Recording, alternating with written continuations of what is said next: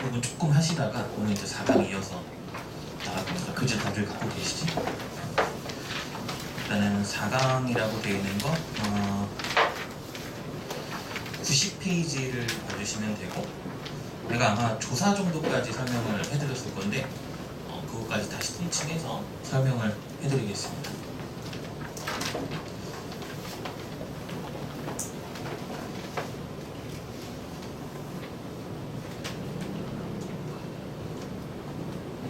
문제 풀고 하시고 뭐 질문할 거 있으시면은 쉬는 시간이나 뭐 수업 전에 모의고사구나. 쉬는 시간이나 끝나고 나서 간단하게 질문하셔도 되고, 오늘 4강 끝나면 4강 답지가 나갈 거고, 그 다음에 우리가 여기 오프라인 수업상 3강부터 했기 때문에 4강 한 다음에 1강도 오늘 넘어가서 조금 진행을 해서 쭉 이어서 하겠습니다.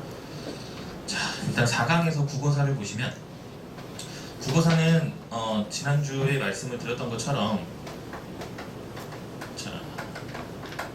문제 비중이 그렇게 높은 부분은 아니라고 보시면 돼요. 그러니까 우리 모의고사 수능에서도 한 문제 정도가 이제 출제되는 것처럼 적성에서도 뭐 무조건 나온다라기보다는 가천대는 조금 빈번하게 나온다라고 보시면 될 것 같고, 다른 학교들도 그래도 아예 안 나온다기보다는 알고는 있으셔야 나올 때 즉각적으로 반응할 수가 있기 때문에 국어사는 알고 계시면 되는데, 과연 국어사 수준이 어느 정도이냐, 지난번 강의 때도 말씀을 드리긴 했는데, 국어사 수준은 사실상 확실히 수능보다는 쉽고, 그 다음에 내신보다 1학년 때 아마 중세국어 하셨던 분들은 힘들게 외우고 막 그러셨을 건데, 그거보다도 오히려 조금 쉬울 수도 있다라고 생각을 하시는데, 왜 그러냐면 우리가 고1 때 중세국어는 현대어역을 안 준다는 거지. 그래서 고1 때 중세국어 이제 내신 하실 때는 현대어역을 안 주고 내가 외운 거 안에서만 막 풀고 하는 게 나왔고, 근데 수능 모의고사는 현대어역을 줍니다. 그치? 현대어역을 주기 때문에 그래도 거기에 근거 맞춰서 하면 되고, 적성에서도 그래도 현대어역을 준다라고 생각을 해주시면 됩니다. 그래서 일단은 지난주에 얘기를 했겠지만 국어사에서 많이 나오는 것들은 과연 뭐냐라는 걸 우리가 정리를 한다면, 자, 우리가 지난주에 했던 조사 관련된 거 많이 나올 수밖에 없습니다. 그러니까 철저하게 현대국어와 중세국어를 비교한다라고만 보시면, 비교 대조한다고 보시면 되거든. 그러니까 그러니까 여러분들이 현대국어 문법을 알고 있으셔야지 중세국어를 찾을 수가 있는 거잖아. 근데 현대국어를 몰라. 그러면 뭐 찍을 수밖에 없는 거지, 사실상. 그치? 현대국어는 당연히 알고 계시되, 중세국어랑 그게 어떤 형태가 달랐고 어떤 게 유사하고 어떤 관련성이 있는지를 판단을 하면 된단 말이지.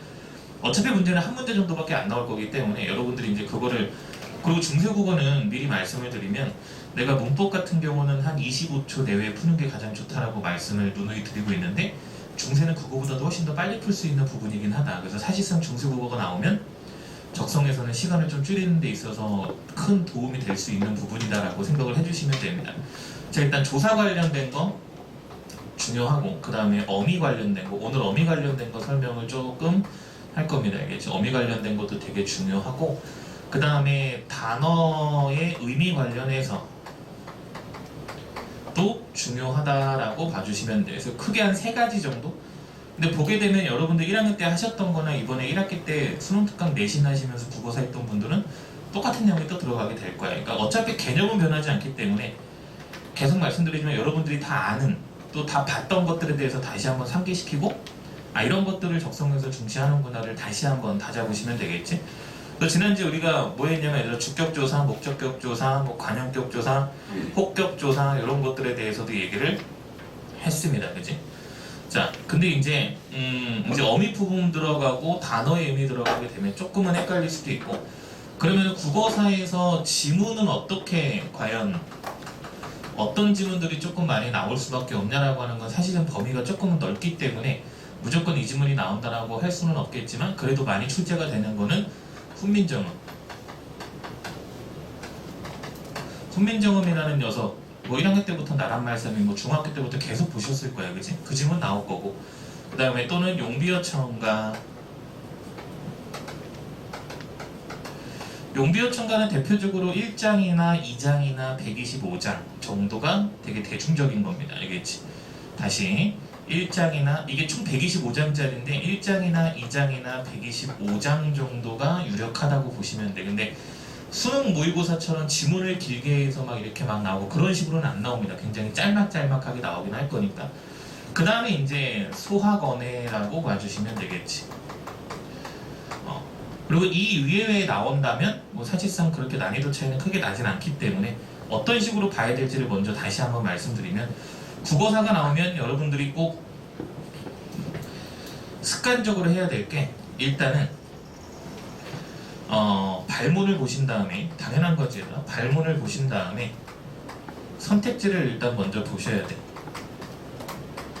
그럼 선택지에서 어떤 차이에 대해서 물어보거나 공통점에 대해서 물어보거나 변화 양상에 대해서 물어볼 거란 말이지. 그러고 나서 여러분들이 봐셔야 될 거는 현대 어플이를 보셔야 됩니다. 현대 어플이. 이게 만약에 이 중에서 내가 쓴 거 중에 나는 저거 진짜 완벽하게 아는데? 라고 하는 사람들은, 그리고 그게 나온다 했다면 그냥 그거 보시면 되는데, 만약에 그게 아니라면 그때 우리가 말했잖니 얘들아, 공부를 다 하고 들어가도 100% 완벽하게 기억이 안 날 수는 있다, 그지? 그래서 우리는 내가 이게 낯선 상황에 대해서도 대비를 해야 된다라는 거를 누누이 말씀을 드리는데, 그렇다면 현대 어플을 먼저 봐야 현대 국어가 정리가 된단 말이야, 그지? 현대 어플에서 예를 들어서 지난번에 얘기했을 겁니다, 얘들아. 고성이 동부하시니라는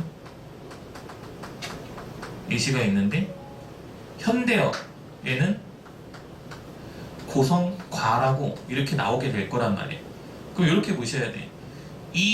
여기서의 이는 우리가 이라고 하는 건 주격조사의 이였는데 라고 생각할 수 있겠지만, 현대어 풀이에서 과라고 나오니까 부사격 조사로 쓰인 거잖아요. 그러면 여러분들은 기준점을 현대어 풀이로 가야 된다 이거야. 알겠지? 그래서 아니야, 나는 분명히 이라고 하는 거가 받침이 있고 했을 때는 그래 맞아, 주격조사였어 라고 고집을 갖고 가시면 안 되겠지. 그치? 그래서 뭐 해야 된다고 얘들아? 부사격 조사로 가져가시는 게 맞다. 알겠지? 그래서 이렇게 보시는 게 좋습니다. 그래서 현대어 풀이를 보고 난 다음에 이제 원문을 보면서 어떤 차이가 있구나라는 것에 대해서 봐주시면 되고, 선택지에 그런 게 나오겠죠. 뭐 조사, 어미, 뭐 어휘, 뭐 이런 것들이 쭉 나올 거란 말이에요. 뭐 알고 있는 거 말 그대로. 그리고 모양만 보고 고르시면 돼. 이렇게 중세와 현대는 형태가 다른 부사격 조사가 존재했다. 맞는 거잖아요, 그치? 이런 식으로만 가면 된다라는 거죠. 그래서 눈으로 스캔하고 넘어가고 스캔하고 넘어가고 스캔하고 넘어가고 이런 식으로만 하게끔 여러분들이 조금 숙지를 해놓으시는 게 좋지 않을까 싶습니다. 그래서 그렇게 이제 봐주시면 될 것 같고, 얘들아 90페이지에 이제 어미를 볼 건데, 우리가 조사 같은 경우는 여러분들이 그래도 조금 익숙하게 보셨을 수도 있는데, 어미 같은 부분은 여러분들이 조금 뭐랄까 조금 생소할 수도 있어. 그 다음에 이제 여기 선어말 어미라는 거에서 높임 선어말 어미를 별표를 쳐주시면 됩니다. 요거는 또 단골 문제로 이제 출제가 될 것이고, 쉽게 찾는 법에 대해서도 말씀을 드리겠습니다. 그래서 우리가 지난주에 이어서 90페이지에 선어말 어미에 대해서 보게 될 건데, 그 중에서도 높임의 선어말 어미가 아주 핫하게 많이 나올 수가 있습니다. 알겠지? 그 전에 우리 지난주에 높임 표현에 대해서 했을 거야, 그지? 지난주에 그 현대국어 높임 표현에 대해서 그거를 바탕으로 중세국어를 들어가셔야 돼. 예를 들어서 뭐 현대국어는 상대 높임은 뭐가 되는 거니? 종결 표현을 통해서 실현이 된다, 그지? 그래서 그때 내가 어휘를 구분하는 게 되게 중요하다 그랬었잖아요, 그지? 예를 들어서 뭐 부사격 조사를 활용해서 상대 높임 이런 거 말도 안 된다고, 그지? 그 다음에 이제 주격 조사는 뭐 주체 높임은 주격 조사라든지 선어말음이라든지 특수 어휘를 활용하고, 객체 높임은 뭐 있었니 얘들아? 부사격 조사라든지 특수 어휘를 통해서 실현한다고 얘기를 했었거든. 그러면 그거를 알고 있는 상태에서 중세국어 높임이 어떻게 되냐, 여기 보게 되면 선어말 어미로 이제 실현이 된다라고 보시면 돼. 선어말 어미로 실현이 된다. 그러면 현대국어와의 공통점은 사실상 따지고 보면 주체 높임밖에 없는 겁니다, 그지? 우리가 선어말 어미를 통해서 높임 표현이 실현되는 것은 주체 높임밖에 없단 말이에요. 나머지는 선어말 어미가 안 들어가는 거지. 그 차이에 대해서도 알고 계시면 되는 거고. 그러면 이런 식으로 선택지가 구성이 되겠지. 중세는 현대와 다른 형태로 높임 표현이 이루어진다. 이런 식으로 문제가 나온다 이거야. 그러니까 단순하게 기억부터 리을이 밑줄 쳐 있고, 기억을 통해서 아까 말한 것처럼 중세는 현대와 다른 형태로 높임 표현이 이루어진다. 이런 게 대표적인 유형이라고 보시면 돼. 그럼 이걸 우리가 굳이 생각할 필요가 없는 문제가 된단 말이야, 그치? 그런 식으로만 딱 보고 넘어가 주시면 된다라는 거.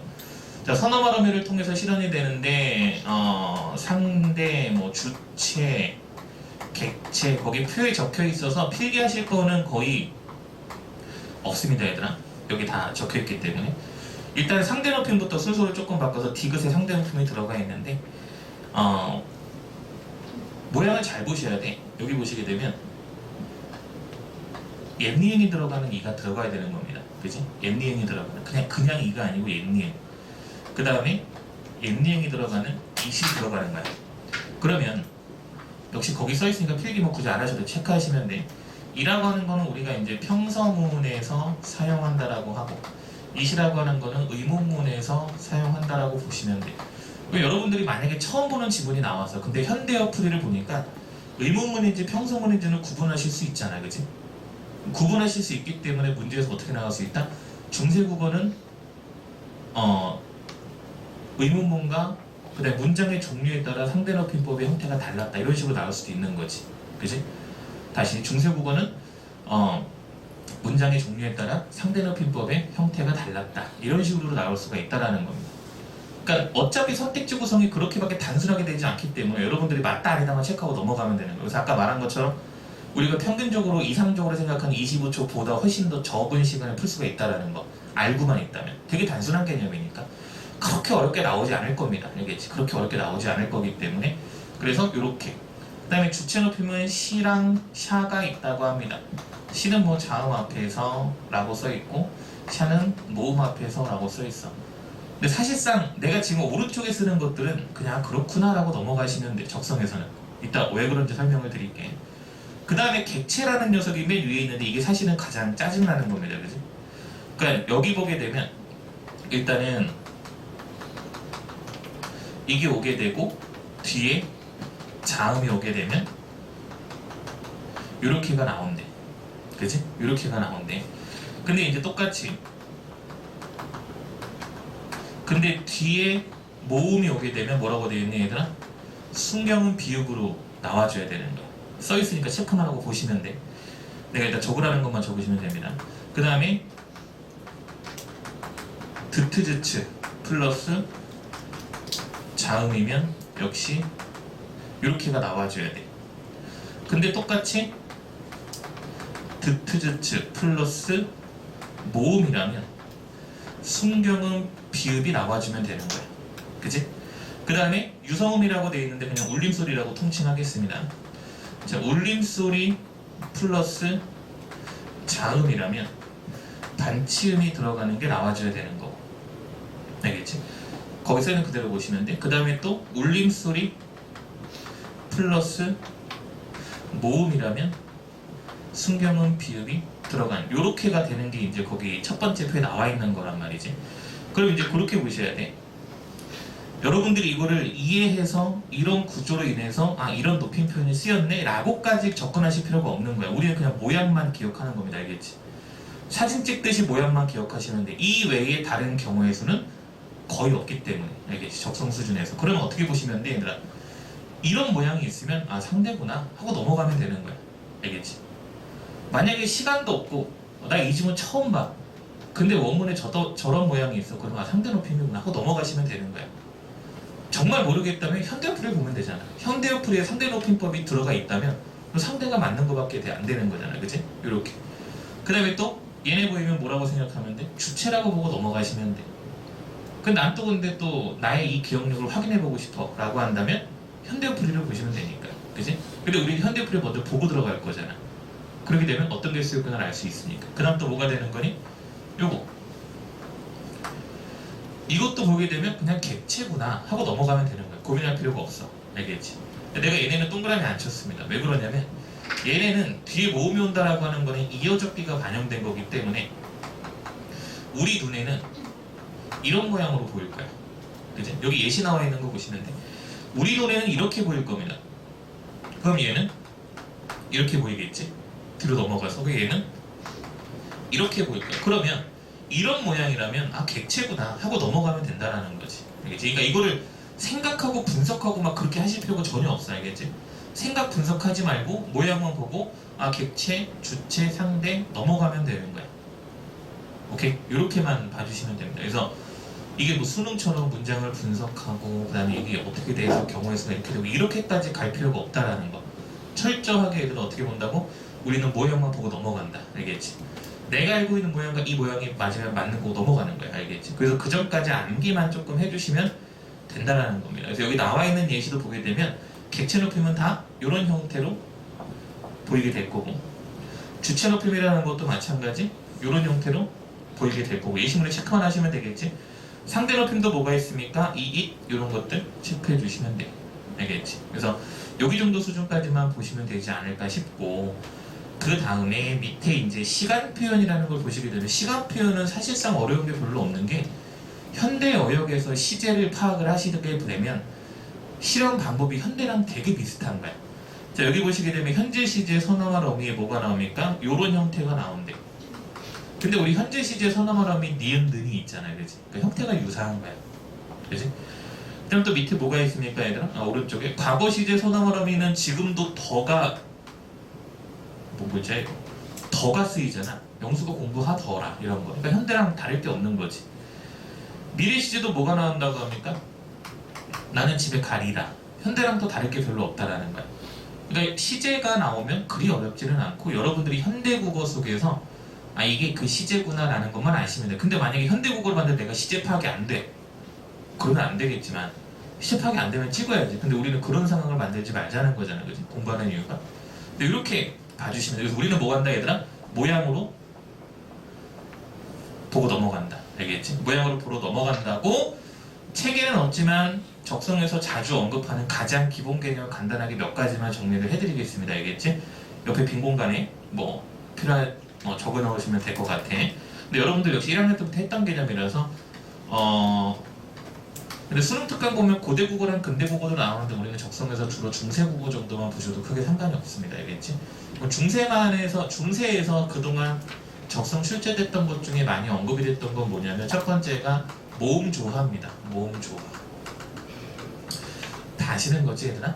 모음조화는 뭐가 되는 겁니까? 양성은 양성끼리, 음성은 음성끼리 맞춰주는 게 모음조화예요. 그 모음조화라고 하는 녀석은 얘들아 중세국어 시기에 비교적 잘 지켜진 겁니다. 여기서 말하는 비교는 상대적으로 현대국어를 얘기하는 거지. 비교적 잘 지켜졌다. 완벽했다라는 말은 없습니다. 알겠지? 철저하게 완벽했다는 적절하지 않습니다. 근데 뭐 그런 말은 안 쓸 거고, 모음조화가 잘 지켜졌다 정도로만 얘기가 나올 거야. 모음조화가 잘 지켜졌다. 이거 지난주에 우리가 조사할 때 말씀드렸어. 양성모음의 대표는 아, 오, 아레아가 있고, 음성모음은 어, 우, 으가 있습니다. 그지? 그래서 세종어 조민정음에 그게 나올 겁니다. 문자어는 서로 사마띠 아니할세라고 해서 서르라고 하는 부분이 있을 거예요. 그치? 서르. 그럼 어떻게 되는 거니? 자, 서르인데 현대국어에는 서로라고 이야기를 할 거란 말이에요. 그럼 중세국어를 보게 되면 어와 은은 음성이니까 모음조화가 잘 지켜진 건데, 어와 어는 뭐가 되는 거니? 음성 양성이니까 모음조화가 지켜지지 않은 거지. 현대에는. 현대에는 우리가 의도적으로 생각하면서 지키지는 않는다 이거예요. 그러니까 점점 문란해졌다라는 표현을 쓸 겁니다. 실제 선택지에서. 알겠지? 중세국어에 잘 지켜졌던 게 점차 문란해졌다라는 표현을 쓸 거야. 점차 문란해졌다. 알겠지? 점차 문란해졌다. 또는 잘 지켜지지 않았다. 뭐 이런 표현들 나올 거고. 그 다음에 두음법칙이라든지 구개음화라는 녀석, 그 다음에 원순모음화, 용어만 좀 기억을 하시면 돼. 원순모음화도 뭐한다 얘들아? 잘 지켜지지 않았다라고 보시면 돼. 그치? 여러분들 많이 들었던 개념이니까 맞아 저런 게 있었구나 라고 떠올리시면 됩니다. 요거는 우리 또 현대국어 문법에 있는 거니까. 그치? 그러니까 두음법칙, 구개음화, 원순모음화는 잘 지켜지지 않았던 거야. 현대는 그래도 비교적 잘 지켜집니다. 그죠? 예시는 뭐 또 뻔한 게 나오겠죠. 여러분들 많이 봤던 예시를 또 보게 되면 훈민정음에 가장 많이 익숙하잖아. 그지? 우리가 이제 니르다라고 얘기가 나와. 니르보죠 할 때이셔도라고 나오잖아. 근데 현대국어는 말하다를 할 때는 이르다라고 얘기한단 말이야. 두음법칙이 뭐가 되는 거니 얘들아? 한자어 첫머리에서, 그지? 한자어 첫머리에서 탈락이 되든가 교체가 되든가, 로인을 노인이라고 하는 것처럼, 그지? 요렇게 그다음에 국외음화도 지켜지지 않았어. 잘 펴디라고 하는 것을 현대는 펴지라고 하기 때문에, 그지? 이런 식으로 원순모음화라고 하는 건 뭐가 되는 거야? 내가 28글자를 맹간원이라고 해서 스물이 되는 겁니다. 원순모음화라고 하는 거는 말 그대로 평순모음이 원순모음으로 바뀌는 거야. 그러니까 의가 우로 바뀌는 거가 되겠지, 그지? 이런 것들이 잘 지켜지지 않았다가 선택지에서 가장 많이 나오는 것들입니다. 알겠지? 그러니까 여러분들이 이것만 알고 있어도 어차피 여러분들 선택지 보실 때 그래 이런 거 있었고 이런 거 지켜지지 않았어라는 게 배경지식이 돼 있으면 진짜 빨리 풀 수가 있다라는 거야. 알겠지? 참고로 요 녀석은 얘들아 입술 소리 무, 부, 프 다음에 평순모음 의가 오면 이 평순모음 의가 원순모음 우로 바뀌는 겁니다. 여기 이제 원순모음인데 현대는 그래도 됐지만 중세는 잘 지켜지지 않았다라는 겁니다. 알겠지? 근데 여러분들이 착각하면 안 되는 게 그래 중세는 100% 없었어. 이건 또 아닌 거야 얘들아. 알겠지? 왜냐면 국어적인 흐름은 완벽한 건 없기 때문에 우리는 어디에 주목하면 돼? 적성 문제에서 우리에게 제시해준 지문에만 주목하면 되는 거야. 지문에 있었으면 있었던 거고 없었으면 없었던 겁니다. 알겠지? 철저하게 그렇게 봐야 돼. 배경지식 활용을 하고 해서 얘들아 아무것도 안 보고 선택지만 보고 걸러내면 오히려 함정에 빠질 수도 있어. 그러니까 철저하게 제시된 지문은 보고 들어가야 된다. 알겠지? 그렇게만 보시면 되고 또 하나 우리 명사형 어미라는 것도 간혹 나옵니다. 명사형 어미라는 것도 간혹 나오는데 이렇게 되면 여러분들이 머릿속에 떠올려야 돼요. 현대국어 명사형 어미가 뭐가 있지? 떠올라야 돼. 떠오릅니까 얘들아? 현대국어 명사형 어미? 번쩍하고 떠올라야 되거든. 왜 그러냐면 그게 떠올라야 그 명사파생전미사와 구분하는 것도 떠오른단 말이에요. 근데 만약에 지금 명사형 어미? 제가 뭐라는 거야? 이렇게 생각이 든다면 다시 찾아보셔야 돼. 알겠지? 자, 명사형 어미는 현대국어는 미음, 기가 있었지, 그치? 그러니까 명사형 어미가 뭡니까, 얘들아? 명사로 바꿔주는 거니? 뭐지? 또 생각하면 또 놓친 거야. 명사형 어미는 명사로 바꿔주는 게 아니고 명사처럼 사기치는 겁니다, 알겠지? 명사형 어미는 명사처럼 보이게끔 사기치는 거고 명사 파생 전미사가 명사로 바꿔주는 거지, 얘들아. 그지? 그러니까 이게 가장 기본적인 개념이 적성이니까 계속 떠올려야 돼, 계속. 아 맞아 저런 게 있었구나 저런 게 있었구나 알겠지 저런 게 있었구나. 그렇게 되면 명사형 어미라고 하는 게 현대국어는 미음, 기가 있었어. 예를 든다면 뭐가 있는 겁니까? 자다에 미음이 붙어서 자다라는 동사가 명사처럼 보이잖아. 이게 물론 전미사가 붙을 때도 있지만 우리는 그냥 요것만 일단 봤을 때 놀다가 놀기 이런 것들이 이제 명사처럼 보이게끔 해주는 거거든. 그러면은 중세국어에는 뭐가 있었냐면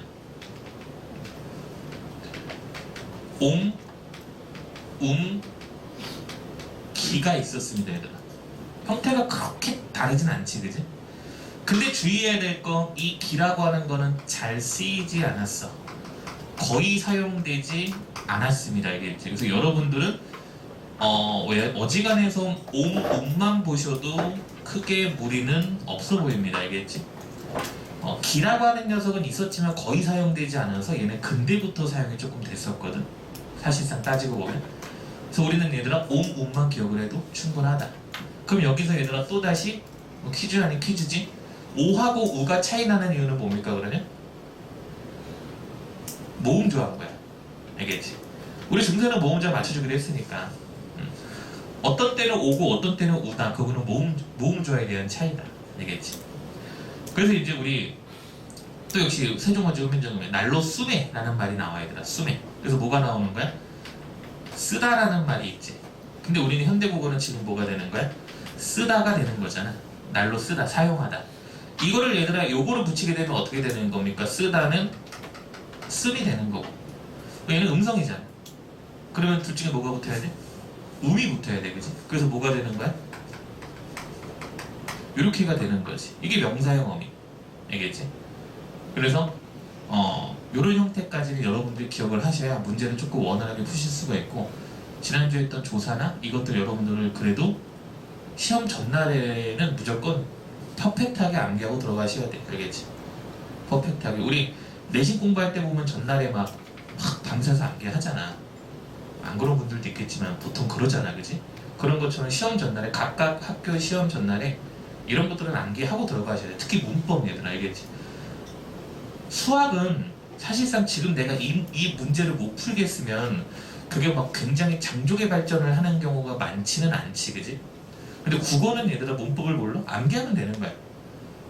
국어 문법은 절대 포기하시면 안 돼. 적성에서는 시간을 줄이는데 가장 최적화된 거고, 시간을 줄이고 답의 적중률을 높여주는 게 가장 최적화된 게 문법입니다. 알겠지? 그러니까 요거.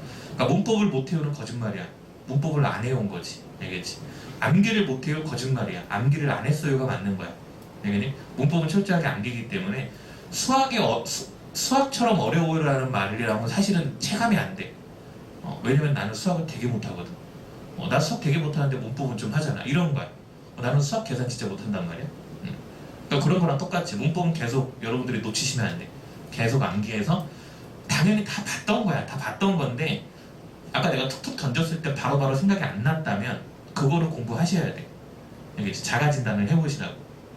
오케이? 명사파생 전미사의 대표적인 거 한 4가지만 말해봐라고 했을 때 한다면 또 공부를 하셔야 돼. 알겠지? 이런 것처럼. 그래서 이런 식으로 보시는 게 이제 국어사라고 봐주시면 됩니다. 그래서 국어사는 뒤에 문제를 좀 꽤 넣어놨습니다, 얘들아. 그래서 보시게 되면 현대어풀이가 다 들어가 있어요. 현대어풀이가 들어가 있기 때문에 아까 말씀드린 거대로 풀어보시는 게 좋아. 발문을 보고 그 다음에 선택지에서 이딴 걸 물어보는구나. 그러고 나서 현대어랑 원문을 왔다 갔다 하면서 보시고 모양만 보고 맞다 안 맞다 하면 걸러내면 되는 거니까 연습을 좀 해보시면 됩니다. 알겠지? 그래서 요거는 막 앞에서 보면서 풀기보다는 충분히 암기가 된 상태에서 연습한다라고 하고 쭉쭉쭉쭉 풀어보시는 게 좋아. 알겠지? 적성 문제 유형보다 얘가 더 어려울 겁니다. 얘를 빨리 풀 수 있다면 적성에서 국어사는 굉장히 더 쉽게 풀 수 있을 거야. 무슨 말인지 알겠지? 그렇게 봐주시면서 정리를 해주시면 되고 현대시로 넘어가겠습니다. 정지용의 춘사 필기할 거 필기해 주시고 97페이지입니다.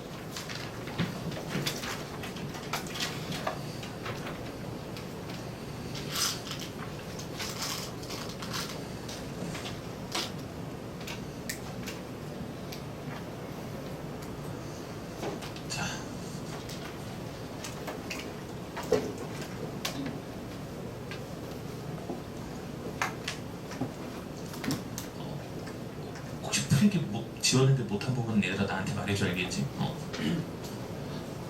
내가 갖고 있는 아주 안 좋은 습관 중에 하나가 적어하고 지우는 습관이거든. 그래서 혹시 못 적었으면 나한테 다시 얘기해. 내가 적어줄게. 자, 춘설은 약간 조금 그래. 좀 그런 게 뭐냐면 작년 수능 특강에도 나왔었어, 얘들아. 되게 좀 이상한 거지. 2년 연속 수능 특강에 실려있는 작품이거든, 춘설이라는 것 자체가. 그래서 어떻게 보면 중요하다고 생각하면 되게 중요한 작품. 왜냐면 2년 연속 실렸기 때문에 되게 중요하다라고 보시면 됩니다. 물론 얘들아 이렇게 2년 또는 1년 걸쳐서 실린 작품들이 꽤 있어. 우리 수능 완성에도 있고 수능 특강에도 있고 작년하고 재작년 그 다음에 올해 완전히 생판 처음 보는 작품이 들어온다 이런 것까지는 아니기 때문에 물론 들어오는 것도 있지만 겹치는 것도 이렇게 있습니다. 근데 겹친다면 또 되게 중요한 거라고 보셔야 돼. 알겠지? 정지용의 춘설입니다. 그래서 춘설은 다시 말씀드리지만 작년 수능 특강에도 있었기 때문에 그리고 하필이면 또 유명한 작가의 유명한 작품이야. 정지용은 되게 유명하잖아, 그지?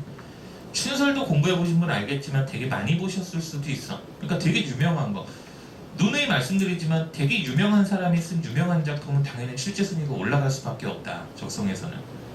그렇게 생각을 하셔야 됩니다. 그래서 97페이지에 정지용의 이제 춘설을 보실 건데 자, 일단은 요거는 도매의 생동감을 이야기하는 작품이라서 이와 유사한 작품들이 당연히 복합지문으로 실릴 수 있습니다. 그지? 그럼 이와 유사한 작품들이 복합지문으로 실릴 수 있는 게 과연 무엇이 있을까? 라는 걸 봤을 때는 연계비연계를 막론하고 얘들아 말씀을 드리면 일단은 김영랑의 5월이라는 작품도 있고, 그 다음에 작년 수능 특강에 정주영의 춘솔이 뭐랑 실려 있었냐면 샤가레 마을에 내리는 눈하고 같이 실려 있었습니다. 그렇게 두 개가 돼 있어서 둘 다 눈이 등장하는데 둘 다 봄의 생동감을 얘기했는데 딱 이게 작년 수특의 내용이었거든. 그러니까 또 그대로 샤가레 마을에 내리는 눈.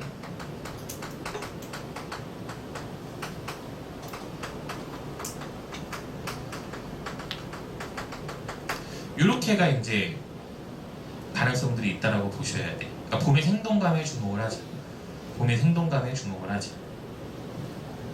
그러면은 이런 것도 중요하지만 또 뭐가 또 중요하냐라는 걸 봤을 때는 감각적 이미지라는 말 자체가 선택지에서 반드시 들어갈 거야, 얘들아. 감각적 이미지를 사용한다라고 얘기를 할 겁니다. 그런데 이렇게 말해서 뭐 감각은 누구나 다 찾을 수 있지라고 얘기할 수가 있거든, 그지? 물론 다 찾을 수는 있는데 선택지 구성이 이렇게 된다면 다양한 감각적 이미지가 만약에 복합 지문이야. 복합 지문인데 가달락과 나달락이 있잖아. 근데 하나는 내가 아리송해. 근데 공통점은이라고 묻는 문제에서 다양한 감각적 이미지를 활용하고 있대. 그러면 다양하기 때문에 여러 개를 찾아야 되거든, 그지? 다양함의 기준점은 말씀드렸겠지만 두 개입니다, 알겠지? 두 개부터는 다양하고 빈번하고 자주 일어나고 많은 거야. 딱 두 개만 있으면 돼. 그러니까 시각, 미각 나오면 다양한 거야, 알겠지?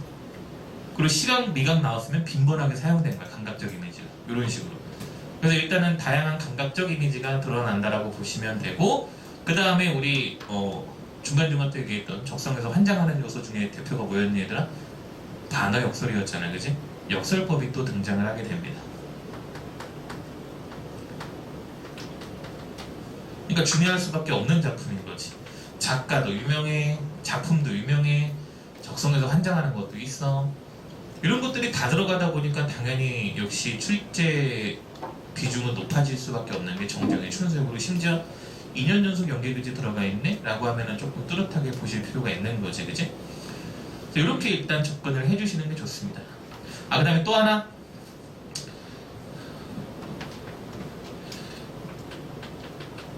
소재의 상징성인데 여기서는 여러분들이 철저하게 눈에 초점을 맞춰주시면 돼.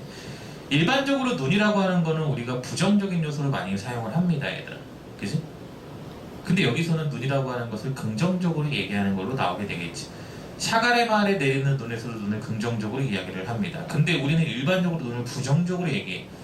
최승호의 대설주의보, 독재정권을 비판하는 거거든. 눈을 주의하라는 거야. 이거 죽는다 이거가 되겠지. 부정적인 거야, 그지? 이육사의 광야, 지금 눈 내리고 부정적이다 이거야, 알겠지? 근데 또 눈을 긍정적으로 얘기하는 대표적인 작품 뭐 있습니까? 김수영의 눈이 있는 거지. 그래서 그 녀석과 이 녀석도 묶일 가능성이 있다. 눈 대 눈을 비교를 한다면 김수영의 눈에서는 눈이 긍정적인 거야. 생명력 있고 정화의 기능을 갖고 있는. 그러니까 눈의 이미지에 대해서는 문제가 반드시 언급이 될 수밖에 없어. 무조건 어느 작품하고 묶이든지 간에 소재의 상징성 묻는 문제에서 무조건 출제가 될 겁니다, 알겠지?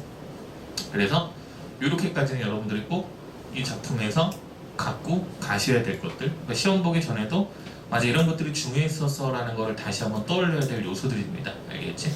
이 외에 뭐 정주영이 어떻게 살았고 뭐 이런 거는 필요가 없는 거야. 이 작품에서는 딱 요 정도 보시는 게 좋다, 알겠지? 자, 특징 보시게 되면 1번, 4번 특징 아까 내가 말씀드린 거가 되는 거고, 나머지 것들에 대해서는 그냥 역시 당연한 거라서 그냥 한 번씩만 쭉 보고 지나가시면 될 것 같습니다. 자, 내용을 보겠습니다. 역시 내용은 뭐 내신처럼 막 세세하게 보시는 게 아니고 나올 만한 요소들에 대해서 툭툭 치면서 지나가도록 할게. 자, 문열자 선뜻이라고 얘기를 합니다. 먼 산이 이마에 차구나. 먼 산을 보는데 찬 기운이 확 스며드는 거가 되겠지, 그치? 우수절이라는 거 체크해 주시면 돼. 우수절이라는 걸 통해서 얘들아 시간적 배경을 알 수가 있습니다. 추궁을 이야기하는 건데 우수절이라고 하는 걸 통해서 시간적 배경을 알 수가 있어. 이게 말이 조금 어다르고 쓰이는데 어떤 배경을 보여준다도 적성 선택지로 많이 나와 얘들아. 가화나 뭐든 시간적 배경을 제시하는 소재가 등장한다 라는 걸 했을 때 이게 어느 시간인지를 알만한 소재가 등장해야 되거든. 그 중에 하나가 여기는 우수절이라고 보시면 돼. 알겠지? 초분과 관련된 바로 초하루 아침, 이것도 시간적 배경인 거지. 아침이라고 하는 거.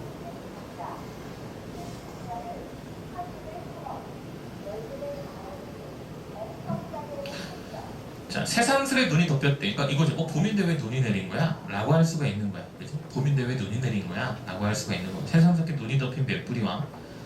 그러니까 이렇게 생각하시면 돼. 이 작품의 조금 해석이 어렵다고 생각하시면 되는데 이거지. 봄이야. 눈이 왔잖아. 왜 눈이 왔지? 봄인데? 그럼 봄이 더 부각되는 거잖아. 그지? 그러면서 내린 눈을 통해서 봄의 생동감을 더 느낄 수 있다라는 거거든. 딱 그런 거라고 생각을 하시면 돼. 자, 서늘없고 빛난 이마가 아지하다. 얼음이 금가고 바람 새로 따르거니 체크하시면 돼. 얼음이 금가고 바람이 새로 따른데 봄의 이미지를 주고 있는 겁니다. 그지? 얼음이 금이 가고 온도가 올라가서 바람이 새로 따른다라고 하는 거 봄바람이 되겠지. 그지? 바람 새로 따르니 흰 옷고름 절로 향기로워라. 웅숭거리고 살아난 양이 꿈같기에 설어라라고. 꿈같기에 설어라 체크하시면 됩니다. 이게 해석이 조금 여러 가지가 있는데 중의적인 해석이기 때문에, 그리고 어떻게 해석을 갖다 붙여도 맞는 말이기 때문에 적성에서는 언급이 잘 안 될 수도 있어. 오히려 얘들아. 그러니까 대놓고 이 작품은 중의적입니다라고는 수양산 바라보면 수양산 이런 거랑은 성격이 또 조금 다른 거야. 알겠지? 수양산 바라보면라는 시조 아시는 분 아실 겁니다. 거기서 수양산은 대표적으로 그냥 대놓고 말하는 중의법이거든. 근데 여기서는 조금 해석이 여기부터로 되고 여기부터 되는 그런 관점들이 조금 있습니다. 그러니까 여기서 이제 꿈같게 서러워라라고 하는 것 자체는 봄이 온 것 자체에 대한 너무 기쁜 나머지 서러울 정도로 기쁘다도 되지만 굳이 안 적으셔도 돼. 그 다음에 내가 이렇게 힘든 겨울을 지내온 것 자체가 서러울 만큼 힘들어내고도 되거든. 그냥 봄이 왔다라는 거에 대해서는 느낀다라고 보시면 됩니다. 미나리 파릇한 새순 덮고 움짓 아니기던 고기입이 우물거리는 두 개 묶어서 역시 뭐가 되는 겁니까 얘들아? 봄의 생동감이 되는 거야.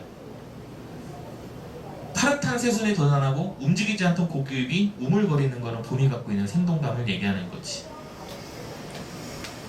꽃 피기 전 철 아닌 눈에 뭐가 되는 거냐? 때에 안 맞는 눈이 내린 거야 얘들아. 봄에 하옷 벗고 도로 춥고 싶다라고 하는 게 역설적인 거라고 보시면 돼. 왜? 나는 봄을 좋아하는데 춥고 싶다? 이상한데? 역설적인 표현이라고 보시면 됩니다. 그러니까 결국에 다시 말해서 뭐가 된다고 해야 되나? 봄인데 눈이 내렸네? 맞아 지금 봄이잖아 하면서 봄의 이미지를 계속 떠올리는 거야. 그래서 얘가 마지막에 뭐라 그래? 꽃 피기 전 때에 맞지 않은 눈으로 인해서 내가 봄에 대한 것을 계속 느낀다라고 얘기를 해준다라는 거지. 그치? 그게 이제 샤가의 말에 내리는 눈하고 내용이 똑같습니다. 알겠지?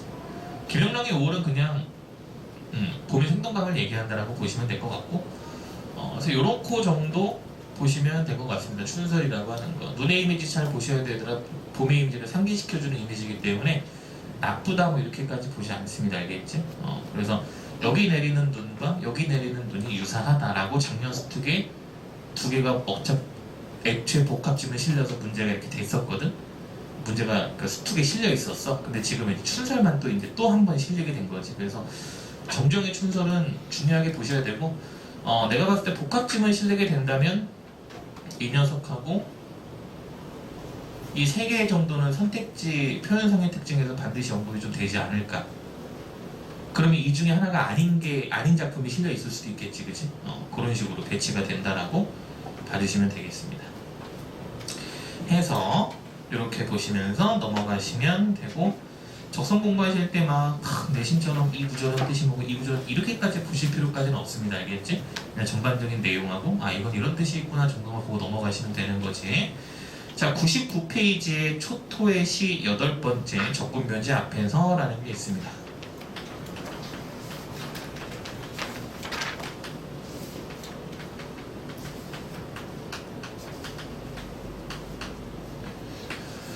전쟁과 관련된 이야기를 다룬 시가 은근히 많지가 않습니다. 초토의 시 시리즈가 가장 유명한 거야.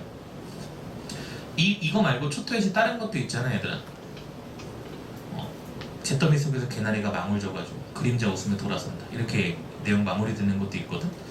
근데 이렇게 나온 거고, 얘들아 초토의 시 8번째 적군묘지 앞에서 뭐랑 실려 있습니까? 수능 특강에 나비와 철조망과 같이 실려 있는 거가 되겠지. 그치? 이것도 역시 전쟁과 관련된 것들을 이야기하는 거다. 나비와 철조망과 박봉의 나비와 철조망 같이 실려 있는 겁니다. 알겠지? 자, 그렇게 보시면 될 것 같고, 여기서는 중요한 게 뭐가 되는 거냐면 화자의 태도입니다. 화자의 태도. 화자의 태도, 뭐에 대한 상황이라기보다는 대상에 대한 화자의 태도에 대해서 묻는 문제가 나올 겁니다. 다른 작품하고 연계됐을 때. 그럼 뭐가 되는 거냐면 대상에 대해서 갖는 어떤 특이한 특수한 태도를 가진 시들이랑 묶일 가능성도 있다고 보셔야 돼요. 알겠지? 여기서에 있는 거는 뭐가 되는 거냐면 어떤 연민에 대해서 느끼는 것들이 등장을 하게 될 거거든. 그래서 그런 것들에 대해서 얘기해 주시면 될 것 같고, 그 다음에 이제 전쟁과 관련된 이야기를 하고 있다라고 보시면 돼요. 그래서 사실은 여기서는 여러분들이 보셔서 알겠지만 상징적인 소재도 등장을 합니다. 그게 전쟁과 관련된 거라고 언급이 되겠지, 얘들아. 그럼 전쟁을 상징하는 소재, 그건 당연히 뭐가 되는 겁니까? 부정적이게 되는 거잖아. 그럼 복합지문 다른 거랑 실렸을 때 얘는 뭐다 얘는 뭐다 이런 식으로 문제가 나와서 구분하실 수가 있어야 되겠지, 그지? 그런 식으로 얘기가 나오고 있습니다. 초토의 심한하고 잠깐 쉬었다 하겠습니다. 자, 주제 보시게 되면 그래서 요 정도가 되게 중요하다. 요 정도가 중요하다. 여기에 비해서 수가 조금 적은 거는 내용이 평이하게 흘러가기 때문인가, 그렇게 어려운 시는 아니기 때문에. 자, 적군묘지에서 느끼는 분단 현실에 대한 통한과 통일의 염원을 다루고 있습니다. 1번, 2번 참고로 보시면 되겠습니다. 특징은, 자, 내용 보시게 되면 5호, 여기 줄지어 누워있는 넋들이 이제 그 대상들이 되겠지, 그치? 눈도 감지 못하였겠구나 라고. 죽었는데 눈을 감지 못했다라고 하는 건 편안한 죽음을 맞이하지 못했겠구나, 또는 죽어서도 뭐 안정을 취하지 못했겠구나, 이렇게 보실 수가 있고, 어제까지 너희의 목숨을 겨눠 방아쇠를 당기던, 방아쇠 체크해 주시면 되고, 역시 전쟁과 관련된 것들 리스트가 나오고 있는 거지. 방아쇠 체크해 주시면 되고, 자, 방아쇠들을 당기던 우리의 그 손으로, 우리 체크하시면 돼요. 우리 복수화자를 설정합니다. 복수화자. 근데 내가 아까 이제 대상에 대한 화자의 태도를 물어보는 문제가 적성에서 나온다 그랬잖아. 근데 복수화자네? 복수화자 뭐였습니까, 얘들아? 개인의 문제가 아니라는 거지. 전체의 문제라는 겁니다. 복수화자가 나오고 있어.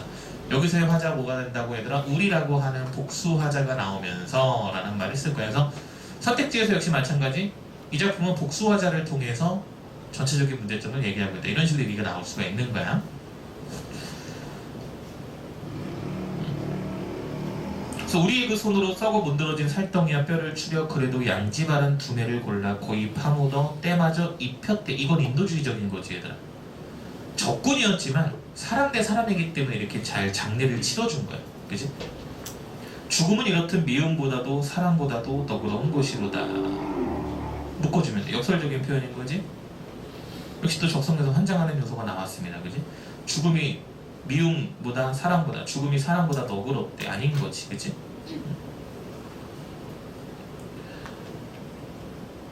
근데 이게 어떻게 이해를 하면 되는 거니? 너와 내가 살아서는 막 죽이네 살리네 해서 막 총교 그러고 있었는데 죽었잖아, 상대가. 근데 죽었으니까 내가 오히려 이게 묘를 잘 해준 거잖아. 그래서 죽었기 때문에 너그럽다는 표현이 나온 거야. 살았을 때는 너그러 좀 더 막 송 쏘고 막 난리가 났었단 말이야. 이곳서 나와 너희의 넋들이 돌아가야 할 고향 땅은 삼신이며 가로막히고 분단을 상징하는 거가 되겠지. 무인공산의 정막만이 천만간 나의 가슴을 억누르는데, 살아서는 너희와 나가 미움으로 맺혔건만 이제는 오히려 너희의 풀지 못한 원한이 나의 바램 속에 깃들어 있더라. 손에 닿을 듯한 봄 하늘에 구름은 무심히도 북으로 흘러가는데, 그럼 구름은 무심히 흘러가는데 우리는 못 흘러간다라는 거거든. 그럼 구름은 뭐가 되는 겁니까? 객관적 상관물이라는 걸로 쓰인 거야. 구름이라고 하는 거는 객관적 상관물로 쓰인 건데, 객관적 상관물이 뭐가 되는 겁니까, 얘들아? 정서를 유발시키는 모든 대상을 이야기하는 겁니다. 정서를 유발시키는 모든 대상. 구름을 보고 우리는 가로막히는데 구름은 넘어갈 수 있구나, 우리는 자유롭지 못하구나 라는 걸 얘기하는 거지, 그치? 예를 들어서 뭐 기업과 니은은 객관적인 상관물로 작용하고 있다 라는 선택지가 나왔을 때 이해를 해야 되니까, 알겠지? 감정이입하고는 다른 거야. 감정이입하고는 다른 거야, 얘들. 객관적 상관물은 정서를 떠올리게 하는 모든 것을 상징하는 거야, 알겠지? 예를 들어서 배고파 죽겠는데 친구가 햄버거 먹고 있어. 짜증나잖아. 얘는 객관적 상관물. 이렇게만 보면 돼. 그러니까 감정이입은 사람이 아닌 것에 감정이 들어가서 나와 동일해야 되는 게 감정이입인 건데 객관적 상관보는 그렇게까지 들어가는 건 아닌 거지. 어디서 올려놓은 포성 몇 발, 포성 체크하시면 되고 얘도 이제 시대적인 상황을 나타내는 것들이 되겠지. 포성 몇 발, 나는 그만 그 은원에 무덤에 목 놓아 버린다 라고 합니다. 그래서 뭐가 되는 겁니까?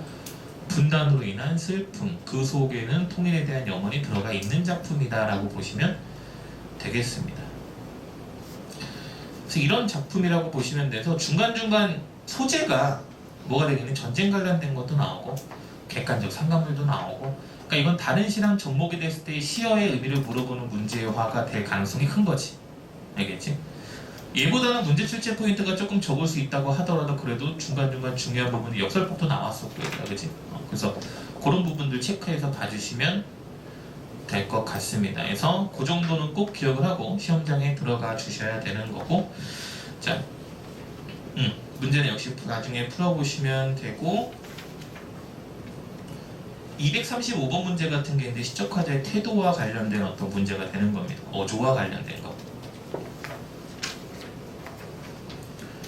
하고 우리는 잠시 쉬셨다가 고전시가 넘어가겠습니다. 지금 자, 일어나 주시고 얘들아 시작하겠습니다.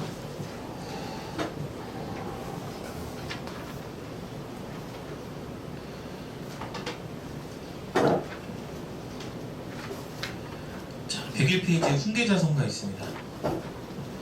오늘은 아까 말씀드린 것처럼 1강의 문법까지도 걸쳐서 설명을 드릴 거고, 자, 101쪽에 훈계자성가를 봐주시게 되면 뒤에는 저곡정과 팔곡도 있고 그 다음에 미스터 방도 있습니다.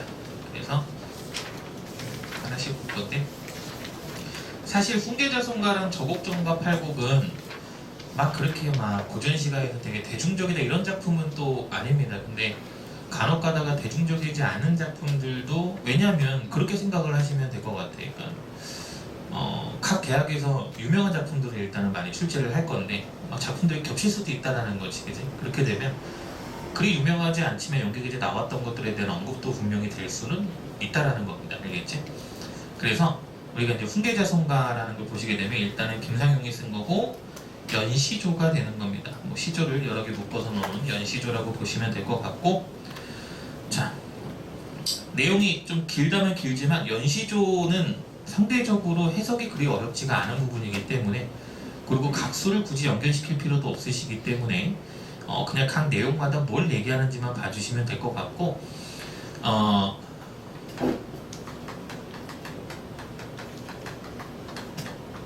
훈계자성가라고 하는 거는 기본적으로 여기 주제의식 나와라는 자손들에 대한 교훈이라는 게 중요합니다.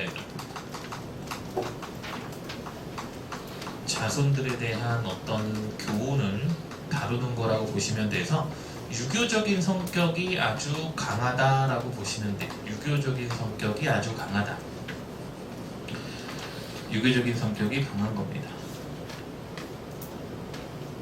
그러니까 유교적이다라고 하는 게 우리가 일반적으로 어떤 항목들이 있냐면, 그러니까 유교적이다라고 하지만 되게 어떻게 보면 추상적일 수도 있는 게 유교적인 거기 때문에 기준점을 보시게 되면 일단 충에 대해서 이야기하는 거, 그 다음에 효에 대해서 얘기하는 거, 그 다음에 정절에 대해서 이야기를 한다면 우리는 유교적인 성격이 있다라고 얘기를 하는 겁니다. 여기서는 효에 대한 것도 조금 얘기가 나오고 인간이 지켜야 될 도리에 대해서도 얘기가 나오는 거지.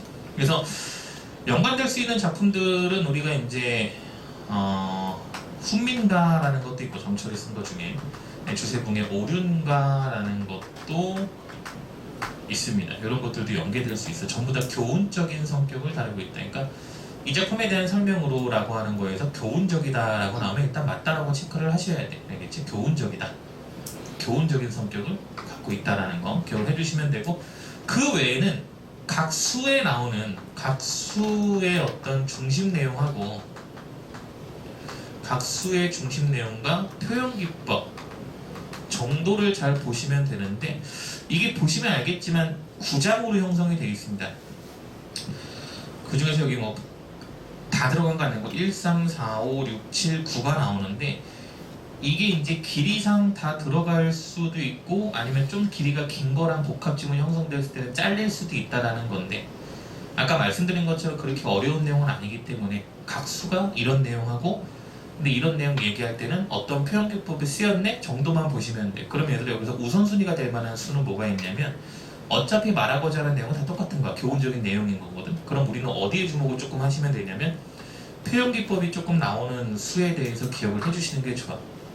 이왕 출제할 거면 표현기법이 같이 들어가 있는 부분을 언급하는 게 가장 좋은 거지, 그지? 그 연시조를 또 내기는 좋은 거는 아까 말씀드린 것처럼 어부사시사 이런 거 아닌 이상 각수가 다 연결되는 건 아니기 때문에 아무거나 딱딱 갖다 띄워서 내도 별 상관은 없다라는 거지. 유기적인 성격을 갖고 있지는 않습니다, 그지? 뭐 가상을 고려과처럼 내용이 이어진다거나 그런 건 아니기 때문에 어떤 거나 이게 딱딱 떼서 내도 큰 지장은 없다. 그러면 우리가 우선순위를 굳이 본다면 아까 말씀드린 것처럼 표현기법이 조금 들어간 수에 대해서 조금 더 집중해서 보시면 되지 않을까 싶습니다. 내용 역시 어렵지 않고 필기할 거 많지 않을 겁니다. 그냥 간단간단하게 이런 내용이구나 라는 것만 보면서 넘어가도록 하겠습니다. 자, 101페이지입니다. 이봐 아이들아 라고 청자를 설정하고 있습니다. 청자 설정을 하고 있어. 돈호법이 쓰여진 거지. 이런 표현기법들, 짜잘한 표현기법들, 돈호법을 쓰면서 청자 설정하고 있다. 이것도 많이 말씀드렸을 겁니다. 적성에서 청자 설정되는 거 은근히 좋아한다. 알겠지? 은근히 좋아한다. 청자 설정이 된 작품인데 청자 설정을 언급 안 한다? 이건 약간 조금 이상한 거다. 적성에서는 설정이 됐으면 문제화될 가능성이 크다. 그리고 그때 뭐라고 말했습니까, 얘들아? 청자 설정이 되면 대화체다. 알겠지? 이봐 아이들아 내 말을 들어 배워사라. 내 말을 듣고 배워라 라고 하는 겁니다. 그지? 어버이 효도하고, 유교적인 내용 나오죠. 어버이께 효도하고 어른을 공경해서 일생의 효제를 닦아 어진 이름 얻어라. 일생의 효를 추구해서 어진 이름을 얻어라 라고 하는 거야. 그러니까 뭐 하라는 거니 얘들아? 왼쪽에 작품 구성이 써있으면 얘들아, 일수는 부모님께 효도하고 어른을 공경해라. 너무나 당연한 얘기하고 있는 겁니다. 그러니까 내용적으로 어려운 건 없는 거야. 내용적으로 어려운 게 없기 때문에 표현기법에 주목을 해야 될 수밖에 없다라는 겁니다. 알겠지? 자, 3장. 사람이 되어 있어 용한 길로 다녔으라. 면충신 행독경 오른쪽에 뜻 나옵니다. 말은 미덥게 하고 행동은 공손하게 하라. 그러니까 말 잘하고 행동 공손하게 하라 라고 하는 건데, 염려에 잊지 말고 내 몸에 용티고 다니면, 용티고 착하지 않으면 동네인들 듣니라 라고 하면서, 그러니까 무슨 말이 되는 겁니까? 착하고 바른 일을 해라 라고 하는 겁니다. 근데 내용을 약간 보아하니 얘들아, 약간 권위적인 성격도 갖고 있습니다. 알겠지? 그것도 특징으로 알고 계시면 돼. 약간 교훈성을 주고 있기 때문에 약간의 어느 정도 권위적인 성격을 보여주고 있다라는 거.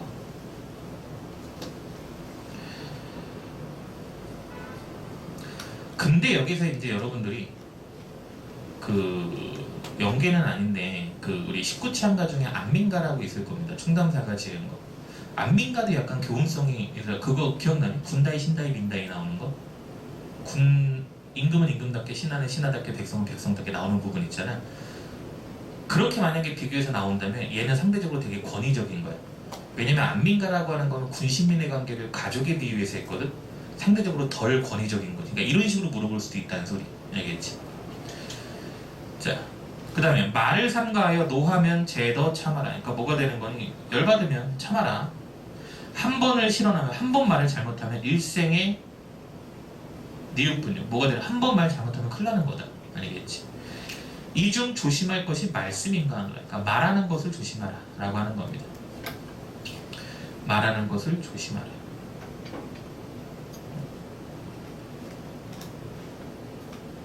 자, 제가야 산독서당의 채치연 작품을 보시게 되면 물소리로 사람의 소리를 막는다 그러거든요. 얘들아. 그걸 생각하셔야 돼. 우리가 고전에서 말을 많이 해서 어떤 일이 발생하면 시시비비가 따져진다 해서 나쁜 걸로 치부해버리거든. 그래서 자연히 말이 없어서 좋다라고 얘기하는 겁니다. 만행에도 나오지 얘들아. 잠들고 혼자 앉아 먼 산을 바라보니 그리던 님이 온다 반가움이 이만하겠느냐. 말씀도 웃지도 않아도 좋아한다. 결국에 말이 없는 건 자연인 거야. 근데 말하고 살지 말라가 아니고 그래서 말을 잘하라고 얘기하는 겁니다. 알겠지? 그럼 이 부분은 얘들은 어떻게 된다고? 최치원의 제가야산 독서당이나 만흥의 그 부분하고도 연결이 될 수도 있다라는 거. 알겠지? 말에 대한 이미지에 대해서도 물어볼 수 있다라는 겁니다. 알겠지? 그러니까 결국에 다시 말하자면 말을 하지 말라는 게 아니야. 이거는 말을 잘 하라고 하는 거지. 실언하지 말고. 그겁니다. 사장도 중요합니다. 얘들아. 사장 중요하고. 5장도 비슷한 얘기는 남과 싸우지 마라. 싸움이 해가 많다. 해가 될 게 많아. 싸움은 크면 관성이요. 오른쪽에 뜻 나옵니다. 적으면 수욕이라. 크면은 송사나 시비 법적으로 문제가 될 수 있고, 작은 거였으면 뭐가 된다? 수욕, 뭐 욕되다 라고 얘기를 하는 겁니다. 무슨 일 대몸을 그릇해서 부모 수용 먹이리. 뭐가 되는 겁니까? 부모에게 욕되게 하지 말아라가 되는 겁니다. 남과 싸우지 마라. 자, 다음에 6장입니다. 그런 일 몰라 하고 뉘우쳐 다시 하지 마라. 잘못된 일을 모른 척 하지 말고 뭐가 되는 겁니까? 뉘우쳐서 다시 하지 마라가 되는 겁니다. 알고도 또 하면 나중에도 그런다. 진실로 허물 것을 고치면 어진 사람이 될 것이다 라고 얘기를 합니다. 알겠지? 이 부분은 또 뭐랑 연결될 수 있냐면 이욕설이라는 작품도 있습니다. 얘들아. 이욕설이라고 있는데 그거는 사람이 잘못된 부분에서 바로바로 고쳐야 된다 이런 내용을 얘기하는 건데 그냥 참고로 보시면 되고. 자, 빈천을 슬퍼하지 말고 부귀를 부러워하지 마라. 뭐 대국법 같은 거 나옵니다. 그지? 대국법. 빈천을 쓸어 말고 끊어주시고 부귀를 부러워 마라. 대국법이 나오지. 통사구조의 반복. 대국법 통사구조 반복 나옵니다. 실장도 중요합니다. 그래서 그러니까 내가 빈곤하고 천한 걸 슬퍼하지 말고 잘 되고 막 부자처럼 지내는 걸 부러워하지 마라. 인작꽃 닦으면, 인작 뭐라고 하나요? 사람이 주는 벼슬을 닦으면 천작이 오느니라. 하늘이 주는 벼슬이 온다. 만사를 하늘만 믿고 어진 일을 해라. 운명론적 가치관이 나옵니다. 그러니까 하늘이라고 하는 게 절대 가치를 부여하고 있고 운명론적 가치관에 대해서 얘기를 하고 있다 정도. 그래서 7장도 중요하다.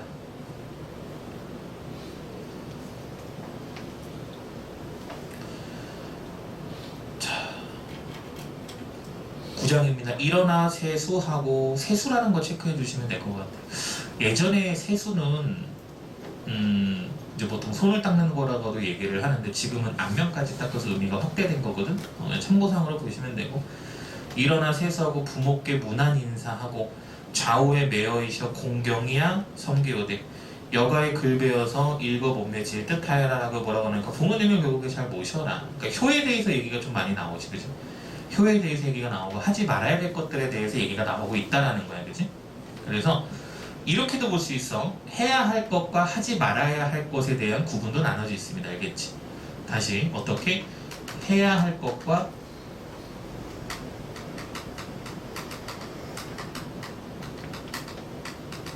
하지 말아야 할 것. 그러면은 문제가 또 어떻게 파생될 수가 있냐면 뭐 A부터 뭐 D까지 해서 다음 중 성격이 가장 다른 것은 뭐 이런 식으로 문제가 나올 수도 있어. 근데 뭐 세 개는 해야 할 것, 하나는 하지 말아야 될 것 얘기하는 부분. 그러니까 뭐가 되는 겁니까, 얘들아? 1장 같은 거는 해야 될 것이잖아. 그지? 공경하라. 이런 거 예를 든다면 5장 같은 거 보니까 하지 말아야 될 것. 이런 것들을 얘기한단 말이야. 그지? 그래서 해야 될 것과 하지 말아야 될 것에 대한 구분도 어느 정도 필요하다. 알겠지? 그래서 이렇게 보시는 게 훈계자손가라고 보시면 되겠습니다. 237번 문제 같은 것도 중요한 거지. 그래서 A와 B를 관련 지어서 비교 대조하는 겁니다. 알겠지? 이런 문제 유형들이 실제 될 수도 있다 라는 거 참고로 보시면 되고, 정리하신 분들은 저곡정갑 팔곡이라는 거 보도록 하겠습니다. 자, 얘도 조금 수능 특강 보시기 전까지는 약간 생소가 있을 가능성도 있습니다. 저곡정갑 팔곡.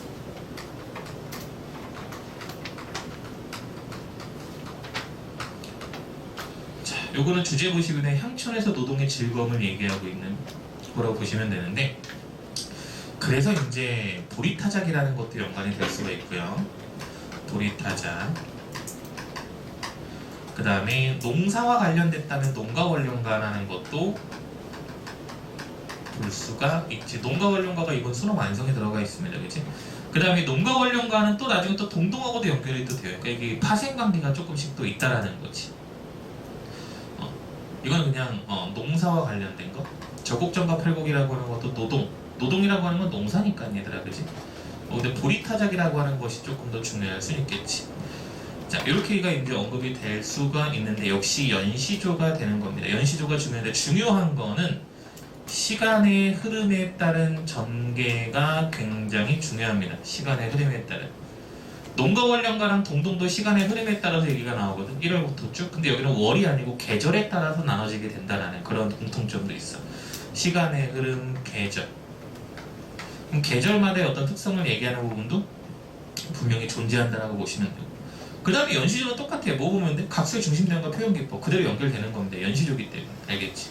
그러니까 연시조는 크게 뭐 이렇게 어렵거나 그런 게 없는 거지. 그래서 요 정도 이제 보시면 돼서 이 각수의 중심대원과 표현기법이 다시 언급이 될 수밖에 없다.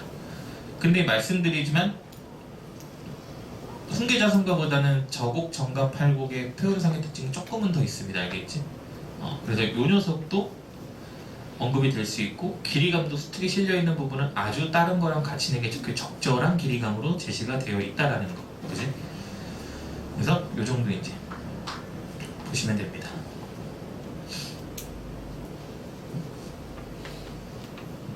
정리할 거 정리해 주시면 되고. 자, 특징 보시게 되면 1번 같은 거 중요합니다. 사계절과 하루 시간대의 흐름에 따라서 시상을 전개한다라고 뭐 이렇게 해주고 있어. 2번 뭐가 되는 거야? 청유형 어미를 쓰고 있다라고 하는 것도 있습니다. 세부적인 내용은 나랑 하나씩 보면서 간단하게 봐보도록 하겠습니다.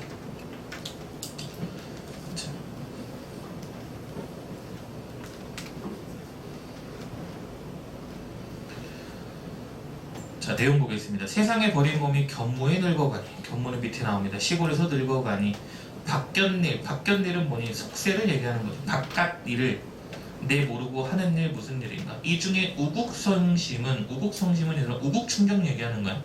나라 걱정하는 마음은 영풍을 원한다, 풍년을 원한다. 그러니까 뭐가 되는 거니? 속세를 떠나서 농촌에서 풍년을 원한다라고 얘기가 나오는 거야. 그럼 타습적인 얘기도 나오고 얘들아, 농촌에 대한 얘기도 나오게 되겠지? 이게 이제 일수가 되는 겁니다. 그걸 왼쪽 작품 구성의 원풍이라고 보시면 되지. 속세를 떠난 사대부의 풍년에 대한 기원 뭐 이렇게 얘기가 나오고 있다라는 거 왼쪽에 작품 구성에. 자, 그다음에 이수 보시게 되면 농인이 와 이르되. 자, 농민이 와서 이르는데 봄 왔네 밭에 가세라고 하는 건 내가 말한 게 아닌 거 알겠지? 다른 농부가 이야기를 한 겁니다. 봄 왔으니까 밭에 가세. 봄 체크하시면 됩니다.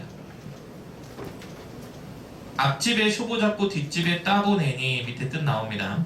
두어라 내 집부터 하겠느냐 서리법이 나오지. 남한이 더욱 좋다라고 얘기가 나옵니다. 무슨 말이야? 내 거부터 하는 것보다 남부터 하는 게 좋다라고 하는 상부상조라는 한자성어. 그치? 내 집부터 하겠느냐 라는 서리법 나오면서 남의 것부터 한다라고 하는 상부상조의 한자성어. 간단한 한자성어니까 알고 계시는 게 좋겠지. 그 다음에 또 뭐가 나왔다고? 서리법도 나왔다. 내 집부터 하랴 라고 하는 서리법도 언급이 됐다라는 거. 그러니까 이 부분 일수 중요한 게. 그 다음 뭐가 나왔어? 봄이라는 것도 얘기가 나왔습니다. 그 다음 뭐가 나왔어? 농부의 말도 인용한 거야. 자, 봐봐. 요 1장에서 2수에서 뭐가 나왔냐면 상부상조 나왔고 서리법 나왔고 그 다음에 농부의 말 인용한 거 나왔고 계절에 대해서도 알 수가 있었어요. 그러니까 특징이 지금 이렇게나 나온다면 저 부분은 중요할 수밖에 없는 부분인 거야. 그치? 표현기법이 많은 부분이 적성에서 출제 비중이 높을 수밖에 없으니까 연시조는.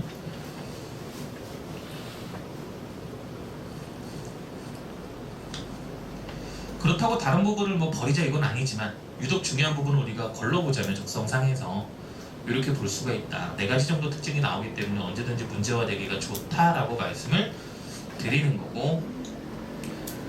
자, 그 다음에 여름날, 여름입니다. 체크하시면 되고. 더운 적에 딴다이 불이로다.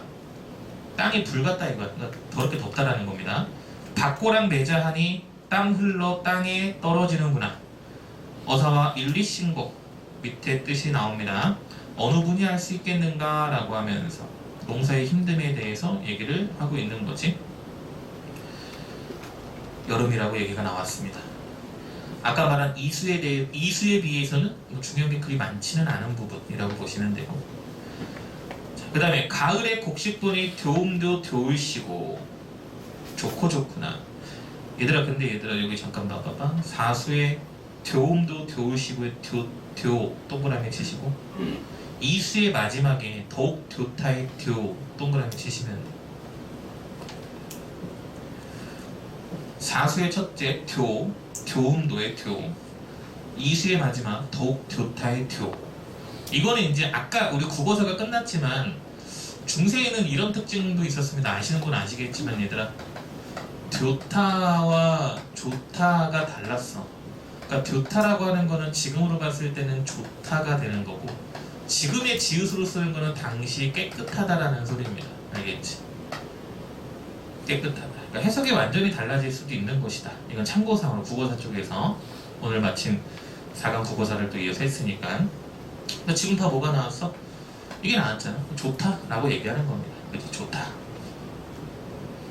참고사항입니다. 아까 의미도 중요하다고 말씀드렸으니까. 알겠지? 그래서 가을의 곡식분이 좋구나. 내 힘에 이룬 것이, 내 힘으로 일군 것이 먹어도 맛있다. 내 힘으로 일군 것을 먹으니까 맛있구나. 이 밖에 천사만종 밑에 쭉 나옵니다. 많은 말이 끄는 수레와 많은 복록. 뭐냐면 그냥 세속적 가치를 얘기하는 거야. 세속적 가치를 부러워 무엇하겠는가 라고 합니다. 자, 그래서 저곡정과 팔곡은 아까 말씀드린 보리타작하고도 연관성이 굉장히 높다라는 거 알겠지?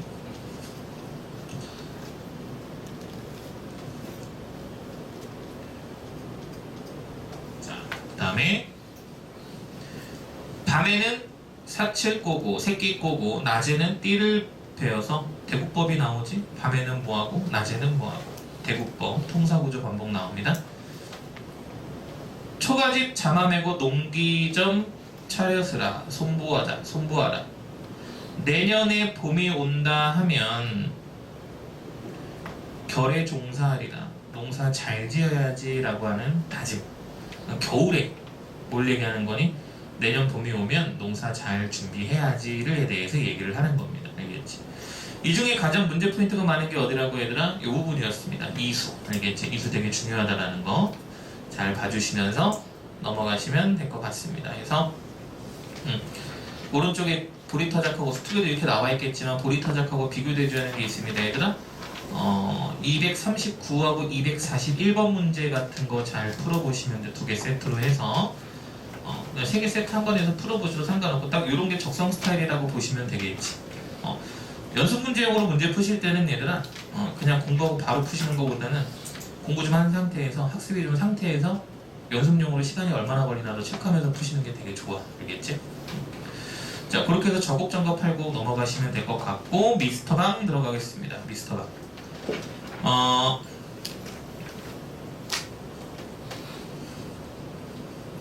미스터방도 아주 유명한 작품 아시겠지만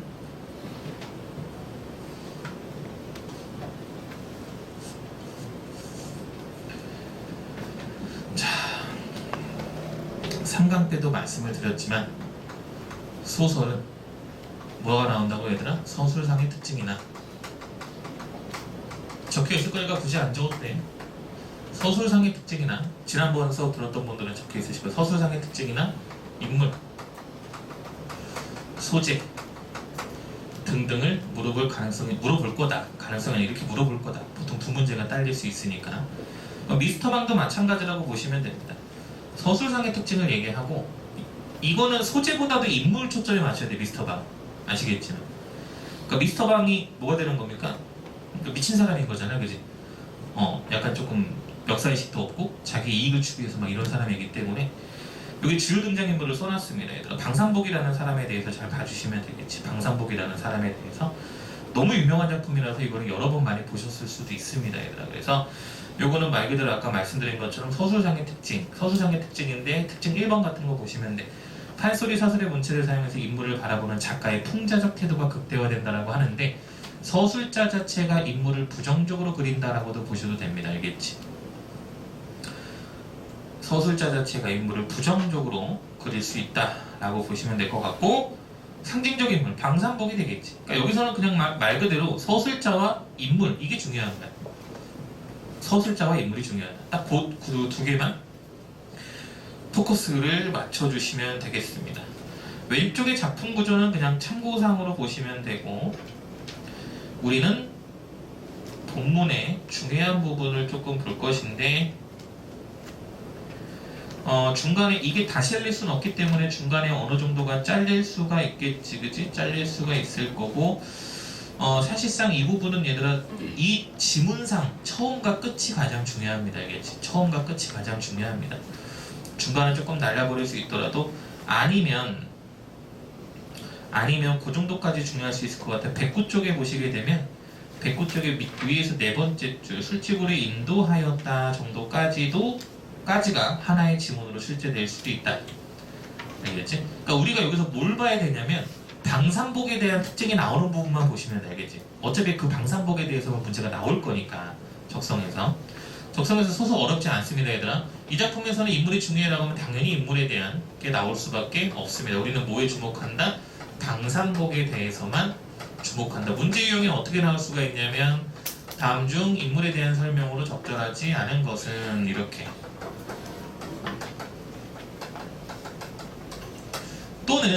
또는 구절을 체크를 해서, 밑줄 구절을 체크해서 이 구절에 해당하는 인물의 성격을 파악하라는 문제. 딱 이게 거의 단골이라고 보시면 돼.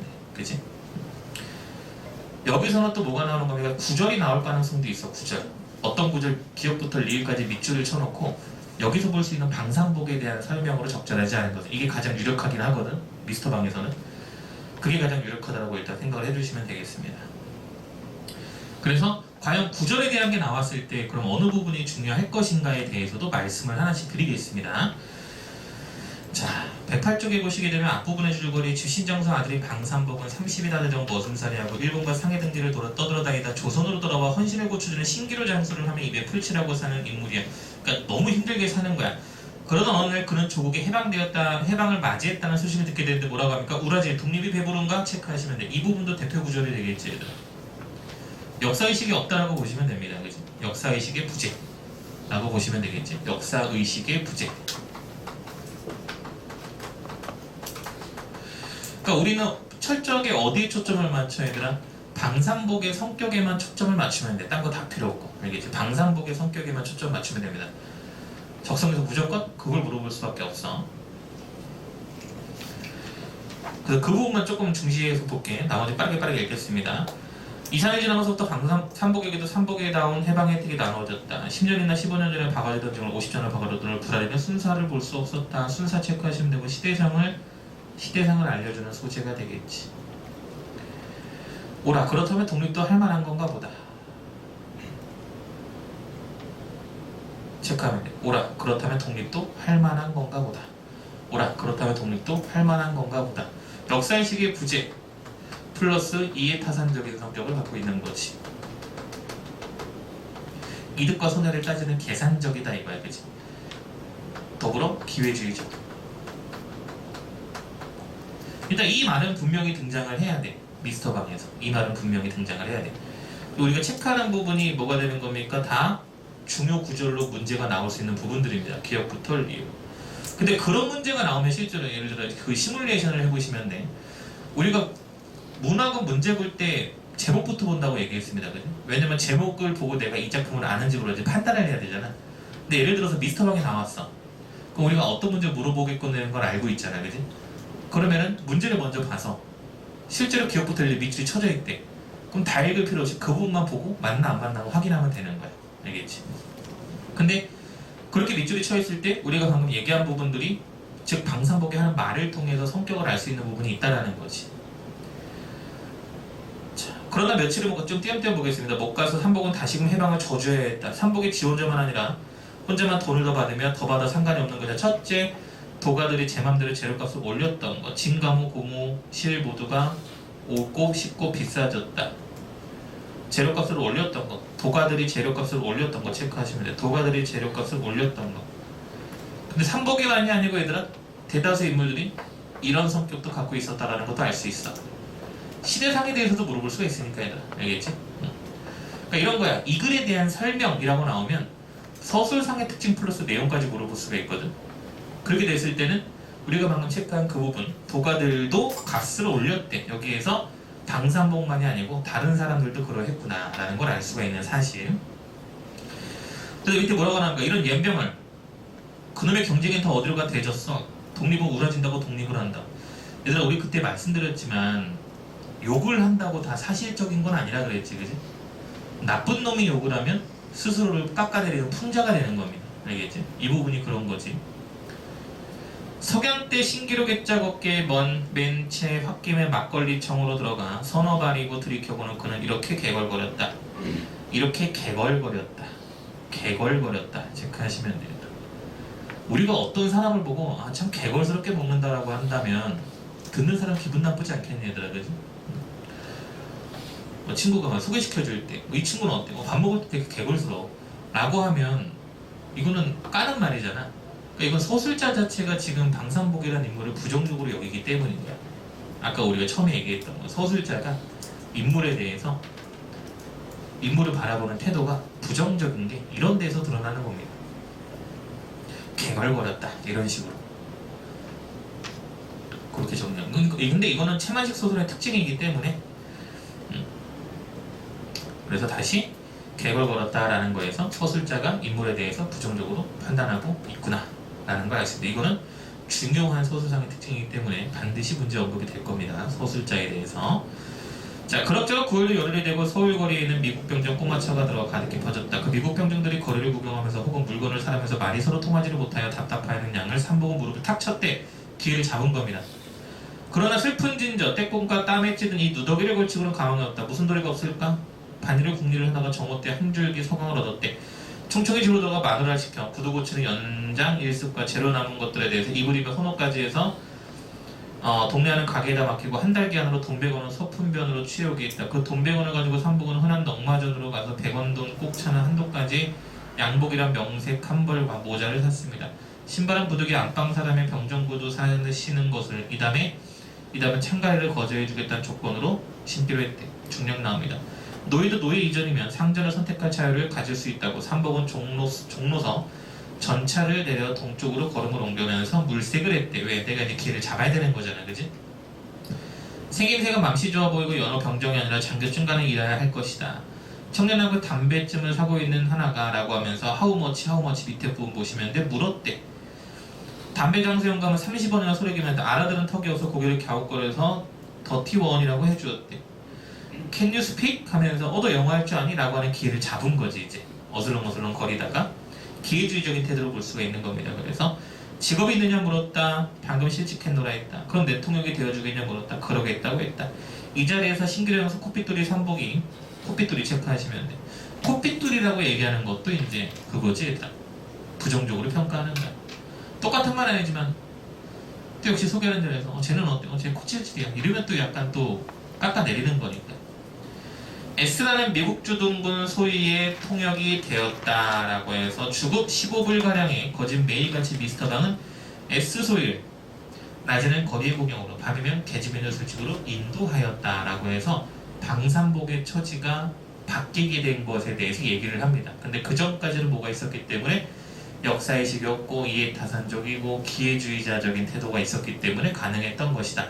그리고 서술자는 이런 방산복에 대해서 어떻게 한다 얘들아? 부정적으로 어떤 말을 통해서 개걸거렸다, 코핏돌 이런 말을 통해서 서술자는 방산복을 부정적으로 평가하고 있다 정도까지 알고 계시면 되지 않을까 싶습니다. 알겠지? 자, 밑에 부분은 이제 그런 겁니다. 소개해주는 부분이기 때문에 한 번씩만 쭉 읽어보셔도 될 것 같습니다. 그래서 사실상 앞에 부분 방산복의 성격이 잘 드러나는 부분의 적성에서는 출제순위가 높기 때문에 우리가 방금 봤던 부분까지가 되게 중요한데 말씀드리지만 뒤에 부분은 중요하지 않아. 이건 아닌 거야. 알겠지? 한 번쯤은 꼭 읽어보셔야 됩니다. 왜 어떤 말들이 나오니 얘들아? 밑에 부분 나와. 한 번은 그 다음에 또 밑에 또 한 번은 이렇게 나오잖아. 그러니까 방산복이 S소위랑 있으면서 일화들을 쭉 얘기를 하면서 이런 일을 해왔다라는 거에 대해서 얘기를 해주고 있습니다. 그래서 그렇게 봐주시면 될 것 같습니다. 밑에 부분 한 번씩 읽어보시면 되고 우리가 봤던 부분까지 정도까지가 되게 중요하다. 자, 문제에서 중요한 건 뭐가 되는 거예요? 243, 4번 되게 중요합니다. 243, 4번 문제 되게 중요해. 서술자에 대한 설명, 그 다음에 방산복에 대한 설명 이렇게 나오잖아. 자, 242, 3, 4 묶어서 꼭 풀어보셔야 됩니다. 알겠지? 이 안에서 어차피 선택지가 돌고 돌 겁니다. 그래서 그렇게 봐주시면 될 것 같고, 자, 독서집은 나옵니다. 독서집은 나오는데 이게 이제 스톡에 실려있는 작품인데 길이가 그렇게 길지 않은 작품이라서, 그리고 내용도 되게 좋은 내용이라서 문제 출제될 가능성이 조금 있어 보입니다. 자, 여기 예술작품의 해석인데 얘들아, 두 번째 문단에 보시면 일원론이라고 되어 있어. 일원론 체크하시면 되고, 세 번째 문단에 다원론에서는 다원론 체크해 주시면 되고, 세 번째 문단에, 네 번째 문단에 회의론 체크해 주시면 됩니다. 자, 독서에서 어떤 문제 많이 나온다고 얘들아? 내용일치 문제 많이 나온다.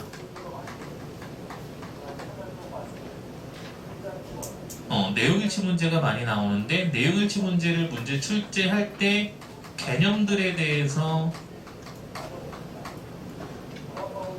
섞는 경우가 많습니다. 알겠지?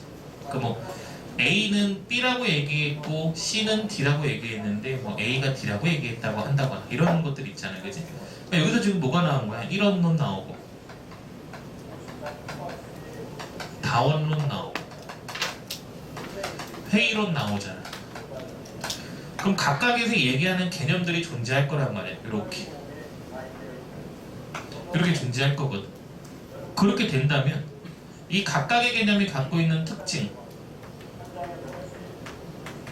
또는 공통점이 있을 수도 있어요. 얘들아, 읽어보시면 있다면, 그 다음에 결정적인 차이점, 이게 이제 가장 주목이 된단 말이에요. 그래서 이거에 대해서만 알고 계시면 된다는 거예요. 그러니까 일원론이 뭐고 다원론이 뭐고 회의론이 뭐구나 라고만 보고 넘어가시면 되고, 한 문제는 뭐가 실린다고? 내용 전개 방식이 실릴 것이다. 그럼 여기서 뭐가 되는 겁니까 얘들아? 예술 해석의 방법을 분류한 거잖아. 그치? 그럼 분류의 방식을 사용했다라고 얘기가 나올 수가 있는 거지. 또 문제 유형은 뻔한 거야 얘들아. 내용 일치 문제나 내용 전개 방식, 이런 것들이 이제 많이 나오기 때문에 여기서 분류했다라는 것 자체가 여기서 또 언급이 될 수가 있다라는 거. 그럼 이 지문 나올 가능성이 굉장히 큰 지문인데, 이 지문에서는 문제 출제가 가능한 부분이 어디라고? 여기밖에 될 수가 없다. 요거 반드시 섞어낼 거야. 알겠지? 반드시 섞어낼 겁니다. 그 다음에 이런 부분 있지? 이렇게 세 개까지 나오는 이거와 달리 이거는, 또는 이거와 마찬가지 이건 공차 무조건 섞어낼 거야. 알겠지? 공통점, 차이점. 그래서 독서는 얘들아, 우리가 봐서 알겠지만 해석이라는 게 없잖아. 우리가 문학처럼 여기는 무슨 이렇게 공부할 게 아니잖아. 그지? 그러니까 어느 부분이 중요하기 때문에 내가 이 부분에 대해서 판단할 수 있는구나 라고 하는 것을 봐주시면 됩니다. 그래서 112쪽에 OX를 잠깐 보시면 내가 그때 얘기 말씀드렸던 게 얘들아, OX도 잘라서 내용일치 문제화해서 바로바로 찾는 연습이 중요하다고 말씀드렸지? 자, 246번 OX, 249번 OX, 251번 OX, 252번 OX, 254번 OX, 이런 것들이 있잖아. 뭐뭐는 이런 것들. 물론 이거 다 해놓은 게 더 좋아. 알겠지? 근데 무엇은 뭐뭐다라고 하는 것 자체가 그대로 문제화가 될 거란 말이에요. 그러니까 여러분들이 그 자리에서 문제를 파악하고 내용을 파악하고 풀 수 있는지 없는지만 판단을 해주시면 된다라는 거. 알겠지? 그렇게 해서 연습을 해보시면 좋고, 뒤에 보시게 되면 인문예술 다른 사람의 마음 문제라고 얘기가 나오고 있습니다. 이것도 역시 마찬가지라고 보시면 될 것 같아요. 유비논증이라고 얘기가 나올 겁니다. 얘들아, 유비논증. 이 지문에 유비논증이라고 나올 거야. 이 지문에 유비논증이라는 게 나올 건데, 유비논증에 대한 어떤 특징, 그리고 유비논증으로 무엇을 설명할 수 있다라고 얘기를 했거든. 세 번째 문단 보시게 되면 다른 사람의 마음 문제는 유비논증으로 가장 분명하게 대답할 수 있다라고 나와. 그러면은 이 유비논증과 다른 사람의 마음과의 설명할 수 있는 방법을 꼬아낼 수밖에 없을 거라고 여기서도 얘기했지. 그러니까 독서지문 보실 때 사실 독서지문을 얘들아 문법이나 문학처럼 암기하기가 쉽지가 않거든. 독서지문을 완벽하게 암기하는 사람이 어디 있겠어. 그지? 초능력이 있지 않는 이상. 그렇게 되면 이 해당 지문에서 맞아, 이 부분이 되게 문제 포인트였구나라는 거가 떠오르긴 해줘야 돼. 이 지문에서는 뭐라고 얘들아? 유비논증과 다른 사람 마음 문제의 특징, 알겠지? 즉 세 번째 문단이 되게 중요할 수 있겠지 얘들아, 그지? 그 다음에 아까 앞지문에서는 뭐라고? 이런 다원 회의론이 가장 핵심이 될 것이다. 알겠지? 이 세 가지가 다 등장할 수도 있고 여기서 잘릴 수도 있어. 잘리더라도 두 개를 비교하는 게 나오겠지. 그치? 그래서 그렇게 판단을 하시는 게 좋습니다. 그래서 이 지문에서는 유비논증과 다른 사람의 마음을 판단하는 부분을 여러분들이 조금 신경을 써서 문제를 접근하시는 게 좋습니다. 알겠지? 근데 다시 말씀드리지만 이 줄이 어떤 걸 의미하는 이렇게 공부하지 마. 알겠지? 우리 스톡 사용 설명서 보면 독서도 해석이 돼 있잖아 나름. 그것처럼 막 써가면서 해석까지 하지 절대 말라고. 시간 버려 그거는. 문학은 해석본을 볼 수 있지만 얘들아 독서는 해석본을 보실 필요가 없습니다. 알겠지? 그 다음에 더 안 좋은 건 뭐냐면 수능 특강 독서를 실어놓긴 했지만 수능 특강 내 문제가 있잖아. 난 적성을 위해서 문제도 분석해. 절대 하지 마. 시간 진짜 아까운 거야. 문제 분석을 하지 말고 그때 내가 초반에 얘기한 게 뭐냐면 내용일치랑 전개방식 문동 문제가 있다면 다시 보라고 하는 거지. 파생되는 응용 문제에 대해서 분석까지 하실 필요는 없다라는 거야. 그냥 지문을 보면서 아 이런 것들에 대해서 문제가 나오겠구나라고 말하는 거는 다시 한번 보고 넘어가면 된다라는 거. 막 써가면서 이 줄에는 뭐 정의의 방식이 있었고 뭐 그런 거 뭐 크게 뭐 나쁘진 않지만 여기에서 누구 얘기는 뭐가 되고 해석하지 말라고 절대 독서는. 알겠지? 그래서 그렇게 봐주시면 됩니다. 그래서 봐주시면 되고 얘들아 1강 잠깐 넘어가겠습니다. 앞에 1강 맨 앞에 드디어 이제 1강을 맨 앞에 보실 건데 자, 다 하진 않고 전반적인 개감만 조금 보고 나서 문장의 짜임입니다. 얘들아 문장의 짜임인데 1강입니다.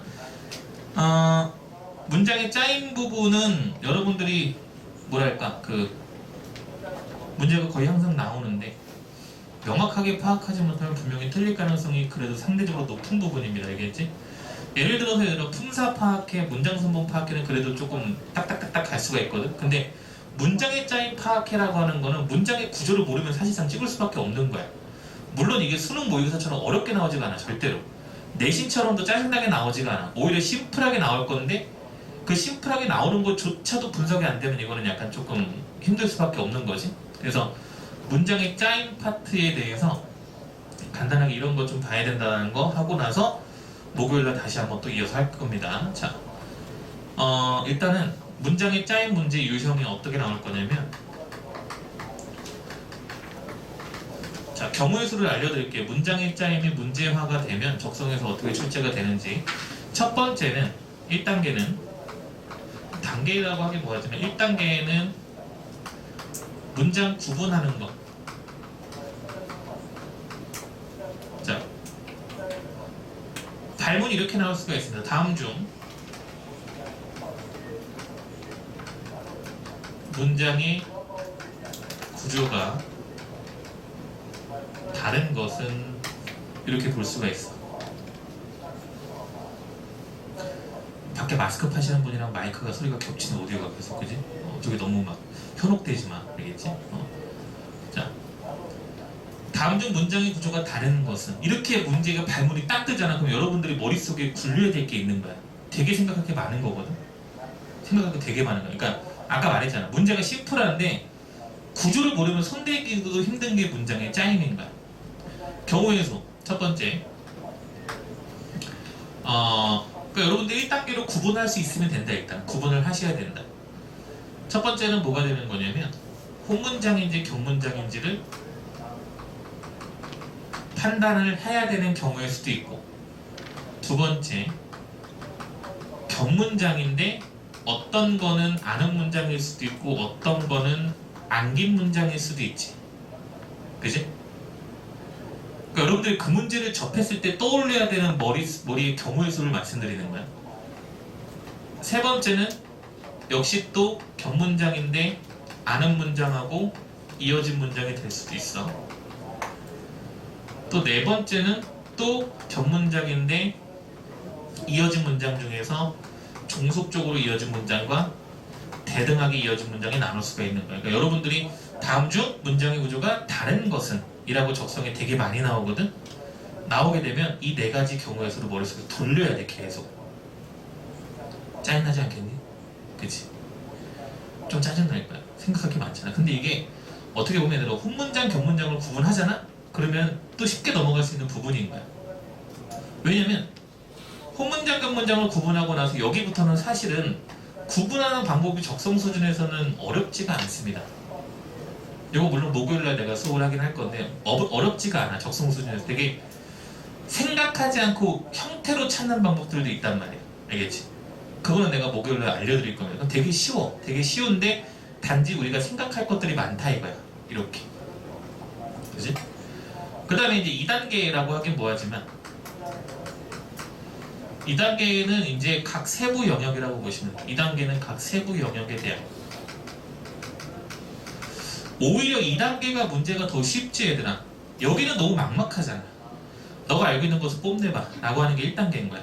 가장 대표적인. 그럼 2단계 문제 유형은 어떻게 되냐면 이런 문제 유형이 나옵니다. 이거는 실제 문제 유형 패턴인 거고. 자, 2단계에서는 주로 이제 어떤 것들이 나오게 되냐면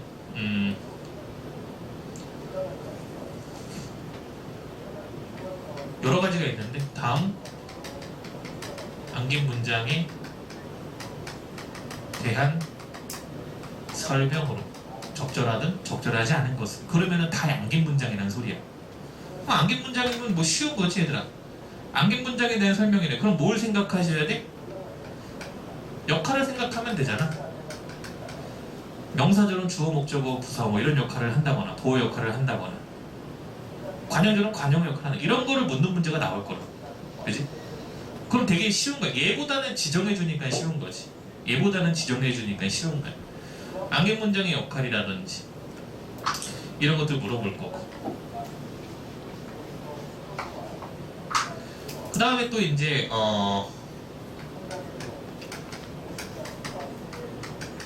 이어진 문장 간의 어떤 특성을 묻는 문제로 나올 수가 있습니다. 그지? 이어진 문장 간의 특성을 보여준다. 이어진 문장 간의 특성은 얘들아 의미적인 부분인 거야. 의미. 뭐가 되는 거냐? 뭐 대조의 역할, 양보의 역할 뭐 이런 것들이 있잖아요. 그지? 이것도 물론 목요일날 다 하긴 할 건데 이어진 문장도 대등과 종속이 있는데 그 중에서도 뭐 이게 말 그대로 뭐 대조냐 연결이냐 원인이냐 뭐 양보냐 이런 것들이 있다고. 이런 세부적인 것들. 근데 문제는 또 되게 심플해 보여. 발문 하나 나오고 문장 하나 나오고 대조 문장 하나 나오고 양보 적절하지 않은 거 찾으면 되는 거지. 그런 식으로 나오는 게 문장의 짜임입니다. 그래서 이렇게를 이제 하셔야 되는데 여기부터가 이제 사실 기본 개념을 잡고 가셔야 된다라는 거. 알겠지? 내가 여러분들 던졌을 때 아는 문장과 이어진 문장을 구분을 어떻게 합니까? 라고 물어봤을 때 느낌이라고 하면은 또 안 되는 거잖아. 그지? 그러니까 어떤 방법이 떠올라야 돼 얘들아. 왜냐면 적성에서 그걸 물어볼 거니까. 근데 또 따지고 보면 되게 기본적인 내용인 거지. 아는 문장과 이어진 문장을 구분한다. 되게 기본적인 거거든. 그러니까 적성에서는 그 기본을 건들 거기 때문에 그 기본에 대해서 물어보았을 때 여러분들이 그 방법들을 푸시쓰셔야 되는데 방법은 어차피 정해져 있기 때문에 이거는 우리가 목요일날 아까 말씀드린 것처럼 이어서 수업을 나가게 될 겁니다. 그래서 문장의 짜임은 지금 여기서 보면은 한 페이지 반 정도밖에 개념이 없을 정도로 그리 어려운 부분은 아닙니다. 알겠지? 대신에 여러분들한테 말씀드린 건 드릴 거는 목요일날 우리가 이제 문장의 짜임을 할 거기 때문에 얘들아 문장 성분에 대한 이해는 조금 하고 오시는 게 좋아. 물론 내가 문장 성분을 다시 간단하게 언급하면서 하긴 할 건데 문장 성분이 가물가물하거나 까먹거나 모르는데 문장의 짜임을 하기는 조금 어려울 수도 있거든. 그래서 문장 성분을 한 번쯤은 쭉 읽고 오시는 게 좋습니다. 알겠지? 그래야지 내가 이제 문장의 짜임을 할 거란 말이야.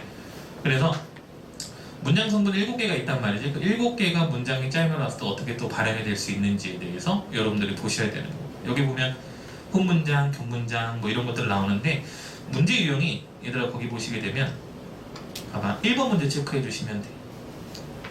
이런 문제가 대표야. 근데 적성에서 보기를 빼는 경우가 있습니다. 보기가 이게 여러분들 나중에 문제 푸실 때 보기 없다고 생각하고 풀어야 돼. 알겠지? 보기 없다고 생각하고 문장의 짜임이 나머지와 다른 것을 이런 문제가 나온다고.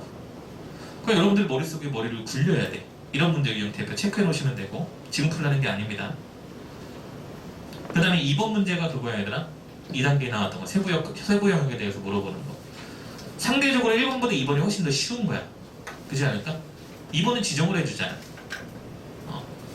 그 다음에 또 넘기셔서 내가 체크 안 한 거는 얘들아 풀지 말라는 게 아니야. 그냥 나는 대표 이용을 더 말씀을 드리는 겁니다. 4번 문제. 이것도 세부 영역이잖아. 이어진 문장 간의 특성. 그지? 뭐라고 나와? 의미, 나열의 관계, 대조의 의미, 원인의 의미, 조건의 의미 이런 것들이 맞나 안 맞나 판단을 해보자. 심플하게 나오는 겁니다. 그 다음에 9번 문제도 엄청 많이 나오는 유형이지. 실제로 9번 문제 뭐가 되는 겁니까? 역시 여기 2단계에 해당하는 건데 사실 2단계 뭐 단계가 정해지지 않아요. 나는 내가 그냥 단계를 쓴 건데 2단계에 해당하는 게 나오면 누구보다 빨리 푸셔야 된다고 생각을 하셔야 돼요. 얘들아. 정말 누구보다 빨리 풀어야 돼. 9번 같은 거는 얘들아 마음 먹고 풀면 10초도 안 걸리지 않을까? 공부를 한 상태라면. 그지 않니? 이거 내가 봤을 때 이거는 나는 아니까 시간을 알려주는 게 아니고 우리가 같이 알고 있는 상황에서 문제 풀 때 이거 10초도 안 걸린다고 생각을 하거든. 그러니까 최대한 빨리빨리 풀 수 있는 것들이 있다라는 거지. 9번 문제 같은 거 나오면 얘들아 완전히 개이득인 거지. 풀기가 되게 좋다라는 거야. 그렇지? 근데 이제 10번 같은 거는 시간이 조금 걸릴 수 있어.